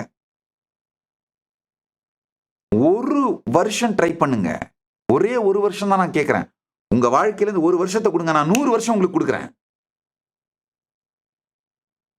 பல நூறாண்டுகள் வாழ்ந்த முழுமையோடு, அந்த முதிர்ச்சியோடு, தெளிவோடு அதுக்கு மேல உங்க வாழ்க்கையை தொடருவீங்க. இந்த பரிவிராஜகம் பல முறை நான் இதை பத்தி சொல்லியிருக்கேன், திரும்ப சொல்றேன். 18 - 40க்குள்ளன்னா ஒரு வருஷம் பரிவிராஜகம் போங்க. அதுக்கு மேல ஆக்சுவலா 40க்கு மேல இருந்தா கூட போற அளவுக்கு உங்களுக்கு மனசுல தோணுச்சுன்னா செய்யுங்க, தப்பே இல்லை. செத்துலாம் போயிட மாட்டீங்கயா, நல்லா புரிஞ்சுக்கோங்க. நான் வேணா ஒரு மாசம் எங்க ஆதீனத்திலே பயிற்சி கொடுக்கிறேன். இந்த வாழ்க்கை வாழறதுக்கான பயிற்சி. அந்த பயிற்சி மட்டுமே ஆக்சுவலா இந்த நிகழ்ச்சி உங்களுக்கு பயிற்சி கொடுக்கறதே எங்களுக்கு எப்படி 5 லட்சம் ரூபாய் செலவாயிடும். ஏன்னா உங்களை தங்க வச்சு சாப்பிட இடம் கொடுத்து இந்த நிகழ்ச்சிகள், இந்த யோகா தியானம் இதெல்லாம் கத்து கொடுத்து 5 லட்சம் ரூபாய் மதிப்புடைய இந்த நிகழ்ச்சியை இலவசமா கொடுக்கிறேன். வாங்க, ஒரு மாதம் எங்க ஆதீனத்திலிருந்து பயிற்சி கொடுக்கிறேன். அதுக்கு பிறகு 1 லட்சம் ரூபாய் கேஷ் உங்களுக்கு கையில கொடுக்கிறேன். கிராண்டா பண்ணுங்க. யார் யாரெல்லாம் பண்ணணும்னு நினைக்கிறீங்களோ, இப்போ ஒரு லிங்க் ப்ரொஜெக்ட் பண்றேன், பரிவிராஜகா அம்பாசிடர்னு. இந்த பரிவிராஜகா அம்பாசிடரா யார் யாரெல்லாம் 1 இயர் யாத்திரை பண்ணணும்னு நினைக்கிறீங்களோ இந்த லிங்க்ல ரெஜிஸ்டர் பண்ணிக்கோங்க. உங்களுடைய பேக்ரவுண்ட் இந்த லிங்க்ல ரெஜிஸ்டர் பண்ணீங்கன்னா போதும். வாங்க, ஒரு மாசம் நாங்களே பயிற்சி கொடுக்கிறோம். இப்ப லிங்கை ப்ரொஜெக்ட் பண்ணிட்டு இருக்கோம், எல்லா பிளாட்ஃபார்ம்லயும் வந்துட்டு இருக்கு, பாருங்க. நாங்களே ஒரு மாசம் உங்களுக்கு பயிற்சி கொடுக்கிறோம். உடம்பை தயார்படுத்திக்கிறது, மனசை தயார்படுத்திக்கிறது, உணர்வை தயார்படுத்திக்கிறது, உயிரை தயார்படுத்திக்கிறது. படுத்திக்கிட்டு இந்த ட்ரைனிங் எடுத்துட்டு போங்க. 1 லட்சம் ரூபாய் கிராண்டும் கொடுக்குறேன். உடனே சில பேர் கேள்வி கேட்பீங்க, 1 லட்சம் ரூபாய் வாங்கிக்கிட்டு போகலைன்னா என்ன சாமி பண்றது? என்னுடைய சீடர்கள் பொய் சொல்ல மாட்டார்கள். போகணும்னு நினைக்கிறவங்க ரெஜிஸ்டர் பண்ணிக்கோங்க. வாங்க, ஒரு மாதம் பயிற்சியும் கொடுக்கிறேன், 1 லட்சம் ரூபாய் கிராண்டும் கொடுக்கிறேன். இது உங்கள் வாழ்க்கையே மாற்றும், எனக்கு நல்லா தெரியும். போங்க, இந்தியா முழுக்க யாத்திரை பண்ணுங்க. கன்னியாகுமரியிலிருந்து காஷ்மீரம் வரை. இப்பதான் காஷ்மீரும் அமைதி பூங்காவாயிடுச்சு, அமைதியா தான் இருக்கு. கன்னியாகுமரியிலிருந்து காஷ்மீரம் வரை, ராமேஸ்வரத்திலிருந்து காசி வரை, length and breadth of India, குஜராத்திலிருந்து ஒரிசா வரை, வெஸ்ட் பெங்கால் வரைக்கும் போங்க. Length and breadth of India. Somnath, Ganga Sagar travel பண்ணுங்க. நடந்து பண்றது உத்தமோத்தமம். இல்ல அங்கங்க இந்த மாட்டு வண்டிகள், லோக்கல்ல இருக்கிற ட்ரெயின், லோக்கல்ல இருக்கிற பஸ்ஸுங்க, லோக்கல்ல இருக்கிற லாரி, இதெல்லாம் பிடிச்சிட்டு பண்றது, அந்த மாதிரி போறது மத்தியமம். கார்ல எடுத்துட்டு போறது அதமம். ஆனாலும் பரவாயில்ல, போங்க. ஓராண்டு இது உங்களுடைய மனம், உடல் அனைத்தையும் மாற்றிவிடும். கந்தர் அனுபூதியை சொந்த அனுபூதியாக மாற்றுகின்ற பவர்ஃபுல்லான சத்தியம்ங்கய்யா. சும்மா வீட்டுக்குள்ள உட்காந்துட்டு குண்டு சட்டியில குதிரை ஓட்டிக்கிட்டு நீங்க எத்தனை வருஷம் எத்தனை சத்சங்கம் கேட்டீங்கன்னாலும் ஒன்னும் மாற மாட்டீங்க. அதே தருதரமா தான் இருப்பீங்க.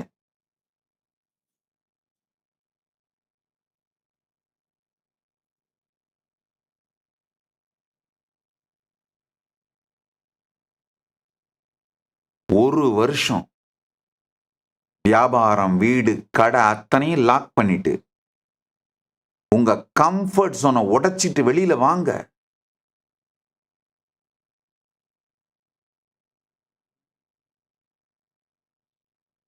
வெளியில வந்தீங்கன்னா தான்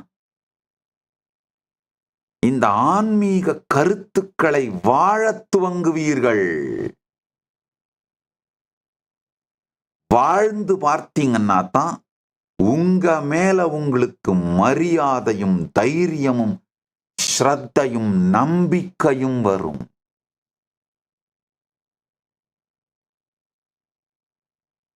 ஒரு கணவன் மனைவி குழந்தைகளோட இந்த மாதிரி போனீங்கன்னா உங்களுக்குள்ள அந்த குடும்பம் அப்படிங்கிற இணைப்பு அவ்வளவு அருமையா வந்துருங்கயா. நீங்க நினைச்சே பார்க்காத உறவின் பரிமாணத்தை உங்களுக்குள்ள உணர்வீங்க. உங்களுக்குள்ளலாம் எக்ஸ்பீரியன்ஸ் பண்ண ஆரம்பிப்பீங்க.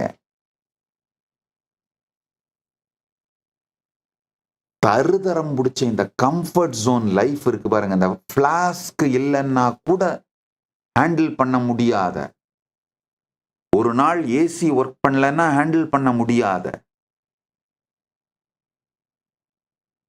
ஒரு 2 கொசு உள்ள வந்துருச்சுன்னா ஹேண்டில் பண்ண முடியாத இந்த உடல் மனத்திலிருந்து உடைத்து கொண்டு வெளியில வாங்க.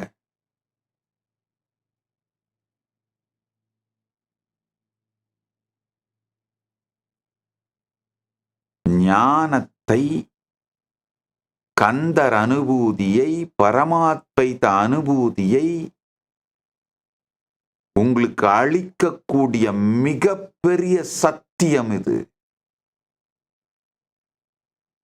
சாமி, நான் வேலையை விட்டுட்டேன்னா 1 வருஷத்துக்கு அப்புறம் வந்து எனக்கு திரும்ப வேலை கிடைக்குமா? அப்படி பயந்து பயந்து வாழ்ந்து என்னையா சாதிக்க போற? அந்த மாதிரி பயந்து இருக்கவங்கலாம் லே ஆஃப் ஆக,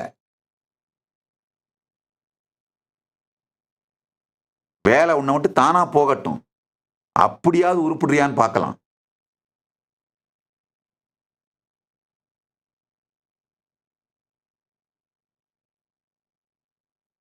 எவ்வளவு நாள் தாங்க இந்த கம்ஃபர்ட் ஜோன்லயே மாட்டிக்கிட்டு நாசமா போவீங்க?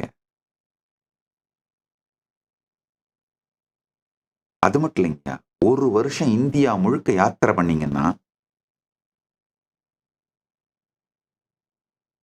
பல்வேறு பரிமாணங்களில் உங்கள் உயிர் விரிவடையும், உங்கள் மனம் விரிவடையும், உங்கள் உடல் விரிவடையும், அத்தனையும் விரிவடையும். உங்களுடைய ஜீரண சக்தி அதிகமாகும். ஏன்னா தொடர்ந்து வேற வேற தண்ணி, வேற வேற உணவு ஜீரணம் பண்ணி ஆகணும். உடம்பு மிகப்பெரிய யோக சரீரமா மாறிடுங்கய்யா. எத்தனை யோகா பண்ணாலும் வராத பலம் சர்வைவல் நீடு வரும் பொழுது பொங்கிடும் உடம்புக்குள்ள. நிச்சயமா சிக்காய் கீழே விழுந்து இறந்தெல்லாம் போக மாட்டீங்கயா. அந்த கற்பனை பயத்திலெல்லாம், அந்த கற்பனை பயத்தால கம்ஃபர்ட் ஜோனுக்குள்ளே சிக்கிட்டு சாகாதீங்க. அனுபவித்தவன் சொல்லுகின்றேன் கேளுங்கள்.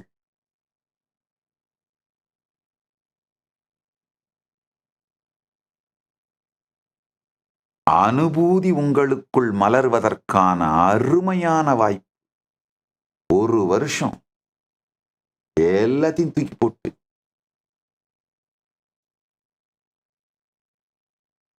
பரிவிராஜகமா போங்க.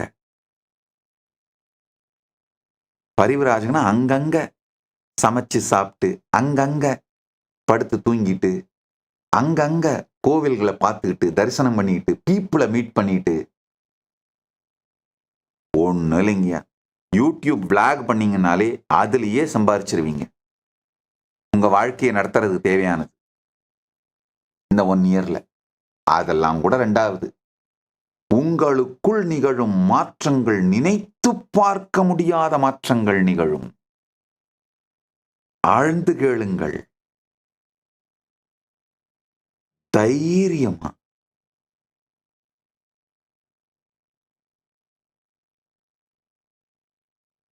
இறங்குங்க.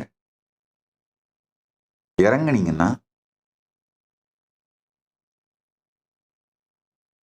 உலகத்தை கண் திறந்து பார்த்து இந்த ஆன்மீக கருத்துக்கள், ஞான கருத்துக்கள் இருக்குல்லைங்க, இதை மீண்டும் மீண்டும் மீண்டும் சிந்தித்து இந்த ஆன்மீக கருத்துக்கள் சத்தியங்களை வைத்து வாழ்க்கையோட சூழல்களுக்கெல்லாம் தீர்வு கண்டுபிடிக்கிறது. இந்த கம்ஃபர்ட் ஜோன்ல இருந்து வெளியில வந்தீங்கன்னா தான் ஆன்மீக சத்தியங்களை வைத்து வாழ்க்கையில தீர்வை கண்டுபிடிக்க துவங்குவீங்கயா. உங்களுக்குள்ள அந்த காக்னிட்டிவ் ஷிஃப்ட் நடந்து இன்ஸ்பயர்டு டிசிப்ளின், என்லைட்டன்ட் டிசிப்ளின் மலர்றதுக்கான அருமையான வழி. 1 வருஷம் அத்தனையும் தூக்கி போட்டு வெளியில வாங்க. அதுக்கப்புறம் திரும்ப போய் அதே மாதிரி வேலை கூட உங்க எடுக்க மாட்டீங்க. ஏன்னா முழுக்க முழுக்க மாறி போன ஒரு புது பர்சன் ஆயிருப்பீங்க.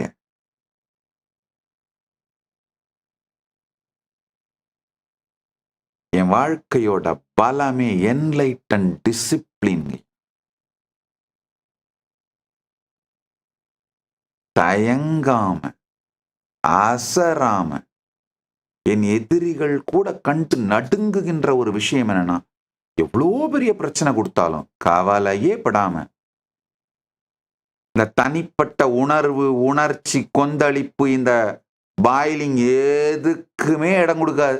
அதெல்லாம் எதுவும் என் வாழ்க்கையில அதுக்கும் இந்த உணர்ச்சி கொந்தளிப்புகள், கோபம், குரோதம், மன உளைச்சல், இதெல்லாம் எதுக்கு எனக்கு அதுக்கு சம்பந்தமே கிடையாது.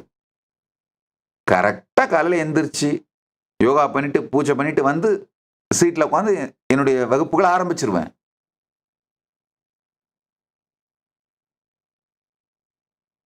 Discipline is all about showing up. இம்பல்சஸோ, நோட்டிபிகேஷன்ஸோ, எமோஷன்ஸோ இது எதுக்கும் வாழ்க்கையில இடமே கிடையாது.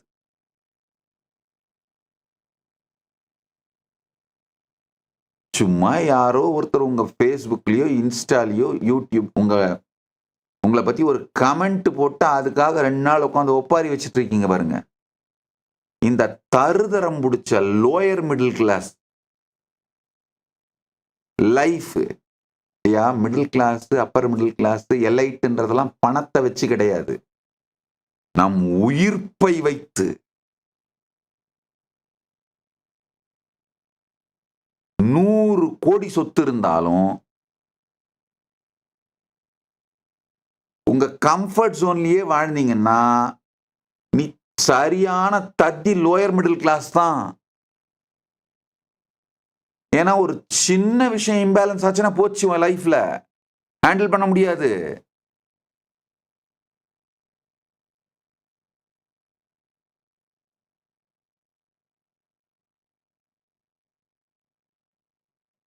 என் வாழ்க்கையிலே எத்தனை சூறாவளிகளை சந்தித்திருக்கின்றேன், ஆனா அவைகள் ஏதும் என்னை தொட்டதில்லை. காரணம் என்லைட்டன் டிசிப்ளின். நாம் பாட்டுக்கு மறுநாள் காலையில எது நடந்திருந்தாலும் எந்திரிச்சு குளிச்சு யோகா பண்ணிட்டு பூஜை பண்ணிட்டு சீட்ல வந்து உட்காந்து என்னுடைய செஷன்ஸ் கிளாஸஸ் ஆரம்பிச்சிருவேன்.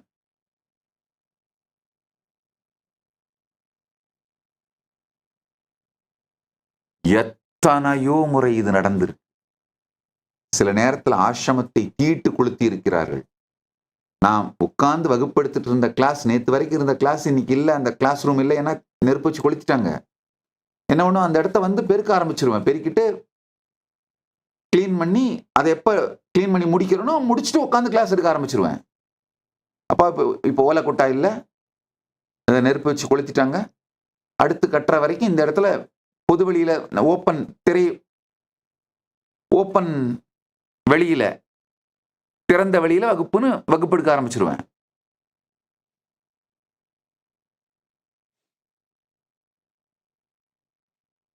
நான் பாட்டுக்கு தினந்தோறும் வகுப்பு எடுத்துக்கிட்டே இருப்போம், சைட்ல கட்டிடுவோம். அப்படிதான் நடந்திருக்கேன். அப்படிதான் நடந்திருக்கு.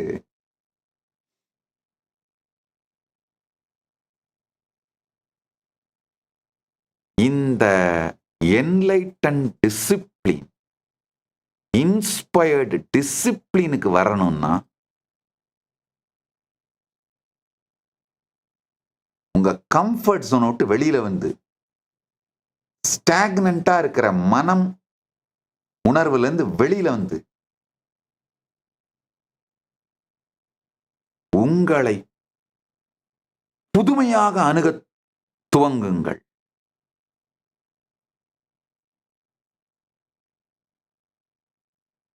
எத்தனை 1000 சத்சங்கங்கள் கேட்டீங்கன்னா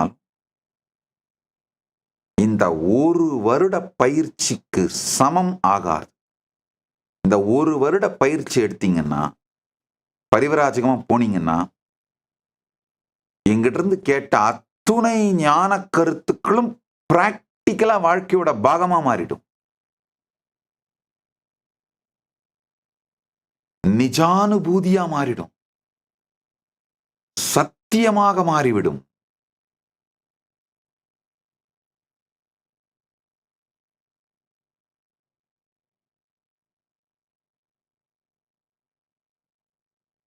யார் விரும்பினாலும் இப்ப லிங்க் ப்ரொஜெக்ட் பண்ணிட்டு இருக்கோம், எல்லா ஸ்கிரீன்லயும் ரெஜிஸ்டர் பண்ணிக்கோங்க. 1 மாதம் இலவச பயிற்சி கொடுத்து, பிறகு அந்த பயிற்சி 5 லட்சம் ரூபாய் மதிப்புள்ள அந்த பயிற்சியை இலவசமா கொடுத்து, பிறகு 1 லட்சம் ரூபாய் கிராண்டும் கொடுத்து உங்களை அனுப்புறேன். இது போக பரிவராஜக அம்பாசிடர் ஐடி கார்டு கொடுக்குறேன். அந்த கார்டு வச்சுட்டு நீங்க எங்க கைலாசத்தோட இந்தியா முழுக்க இருக்கிற எந்த கைலாசத்துல வேணாலும் போய் இலவசமா எப்ப வேணா தங்கிக்கலாம். இலவசமாக தங்கலாம், சாப்பிட்டுக்கலாம், நிகழ்ச்சிகள் அட்டன் பண்ணிக்கலாம். இந்தியா முழுக்க எத்தனையோ கைலாசங்கள் இருக்கு. ஸ்டேட்டுக்கு பண்ணி வச்சிருக்கோம். எங்க வேணா போய் தங்கிக்கோங்க. எல்லா கைலாசத்தோட கதவுகளையும் உங்களுக்கு திறந்து விடுறேன். இந்த பரிவராஜக அம்பாசிடர்ஸ்ன்ற ஐடி வச்சிருக்கவங்களுக்கு முயற்சி பண்ணி பாருங்க. இந்த ஞான கருத்துக்களை வாழ்ந்து பார்த்தீர்களானால்தான், இதை வைத்து, இந்த ஞான கருத்துக்களை வைத்து வாழ்க்கையில வர பிரச்சனைகளை எதிர்கொண்டீர்களானால் மட்டும்தான்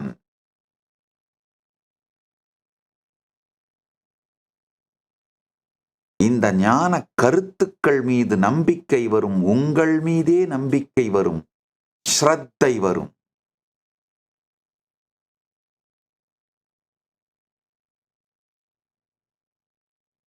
உரியா மரியா உணரா மறவா விதிமால் அரியா விமலன் புதல்வா அதிகா அனகா அபயா அமரா பதிகா வலசூர் அபயங்கரனே உதியா மரியா உணரா மறவா விதிமால் அரியா விமலன் புதல்வா அதிகா அனகா அபயா அமரா பதிகா வலசூர பயங்கரனே. இந்த ஒரு வார்த்தைக்கும் பொருள் உங்களுடைய அனுபூதியாக மாற வேண்டும். உதியா பிறப்பில்லாதமை, மரியா இறப்பில்லாமை. உதியா பிறப்பில்லாத்தன்மை, மரியா மரணமில்லாத்தன்மை. உணரா சாதாரண எண்ணத்தாலே உணராத, நேற்று சொன்ன இல்லையா, உங்களுடைய வாழ்க்கையே வேற ஒண்ணும் இல்லைங்க, வெறும் ரிமம்பரன்ஸ் தாங்கய்யா. அந்த மாதிரி ரிமம்பரன்ஸாலே உணர முடியாமல் இருக்கின்ற உங்களுடைய ஸ்வரூபத்தில் இருத்தல், ரிமம்பரன்ஸால உணரக்கூடியது எல்லாமே மிடில் கிளாஸ் லைஃப்.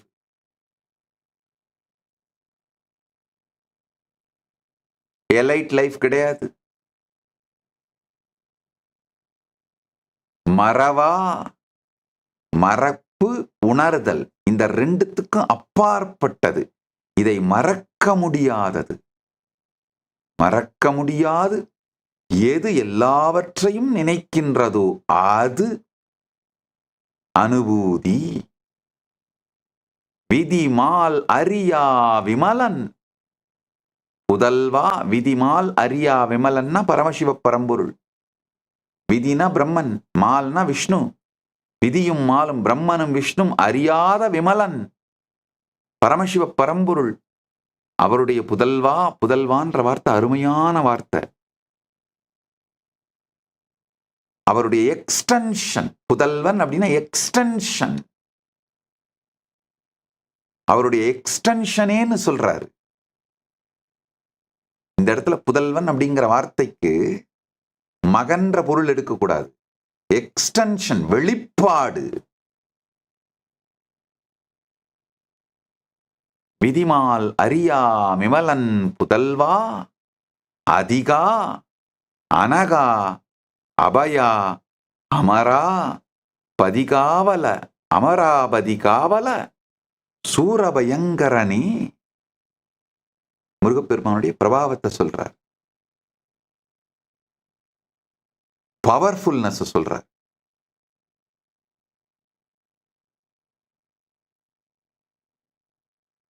வடிவும் தனமும் மனமும் குணமும் குடியும் குலமும் குடிபோகியவா அடியந்தம் இலா அயில்வேல் அரசே மிடியென்று ஒரு பாவி வெளிப்படினே.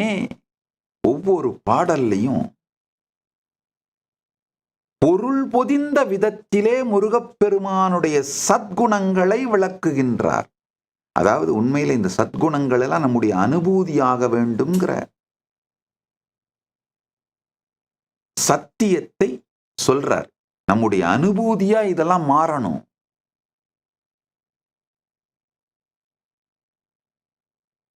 முருகனை வழிபட்டாலும் அனுபூதியா மாறும். இதை நம்ம அனுபூதியா மாத்திக்கிட்டாலும் முருகன் மலருவான்.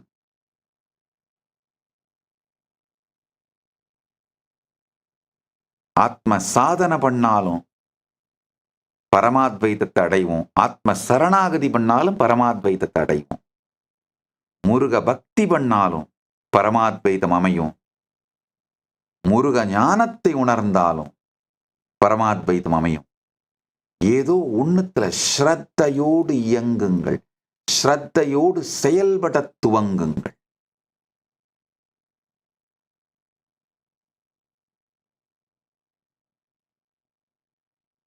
பூகா என என் கிளை கூடியழப் போகா வகை மெய்ப்பொருள் பேசியவான் ஆகா சலவேலவன் ஆலு கவி தியாகா சுரலோக சிகாமணியே.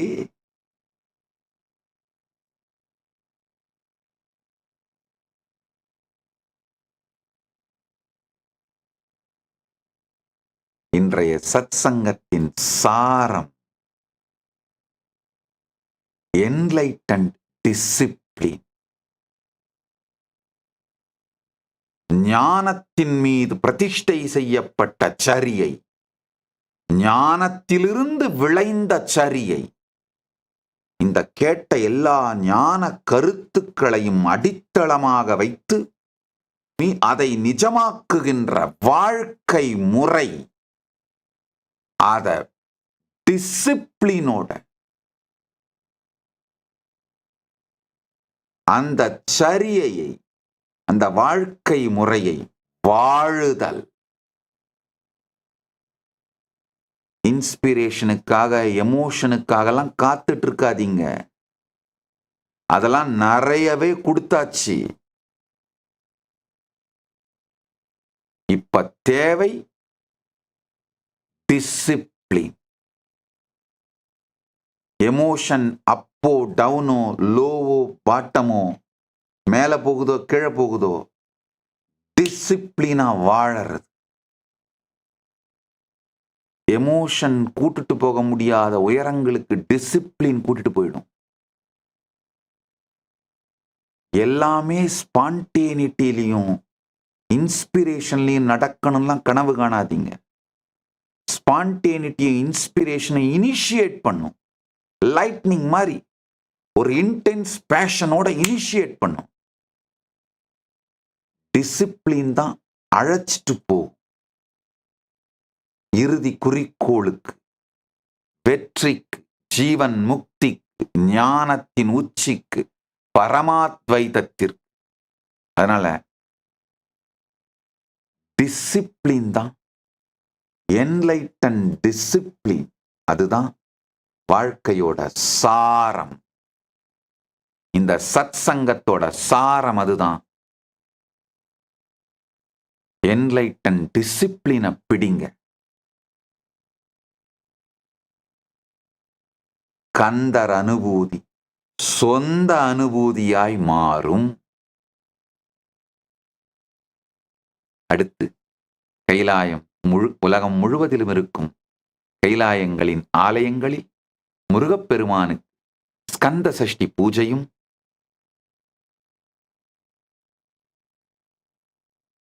திருவிழாக்களும் நிகழ்ந்து கொண்டிருக்கின்றன.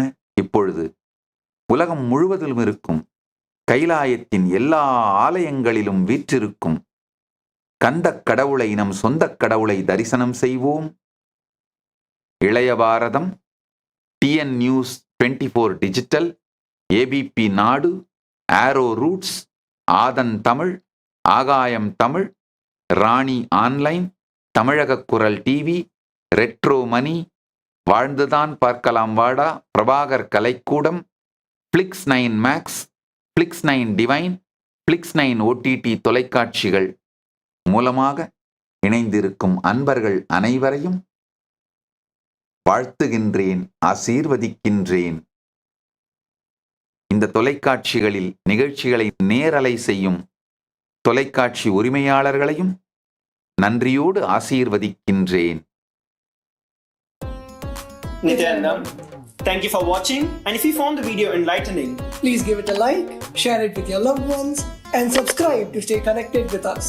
don't forget to click the bell icon to receive the notifications.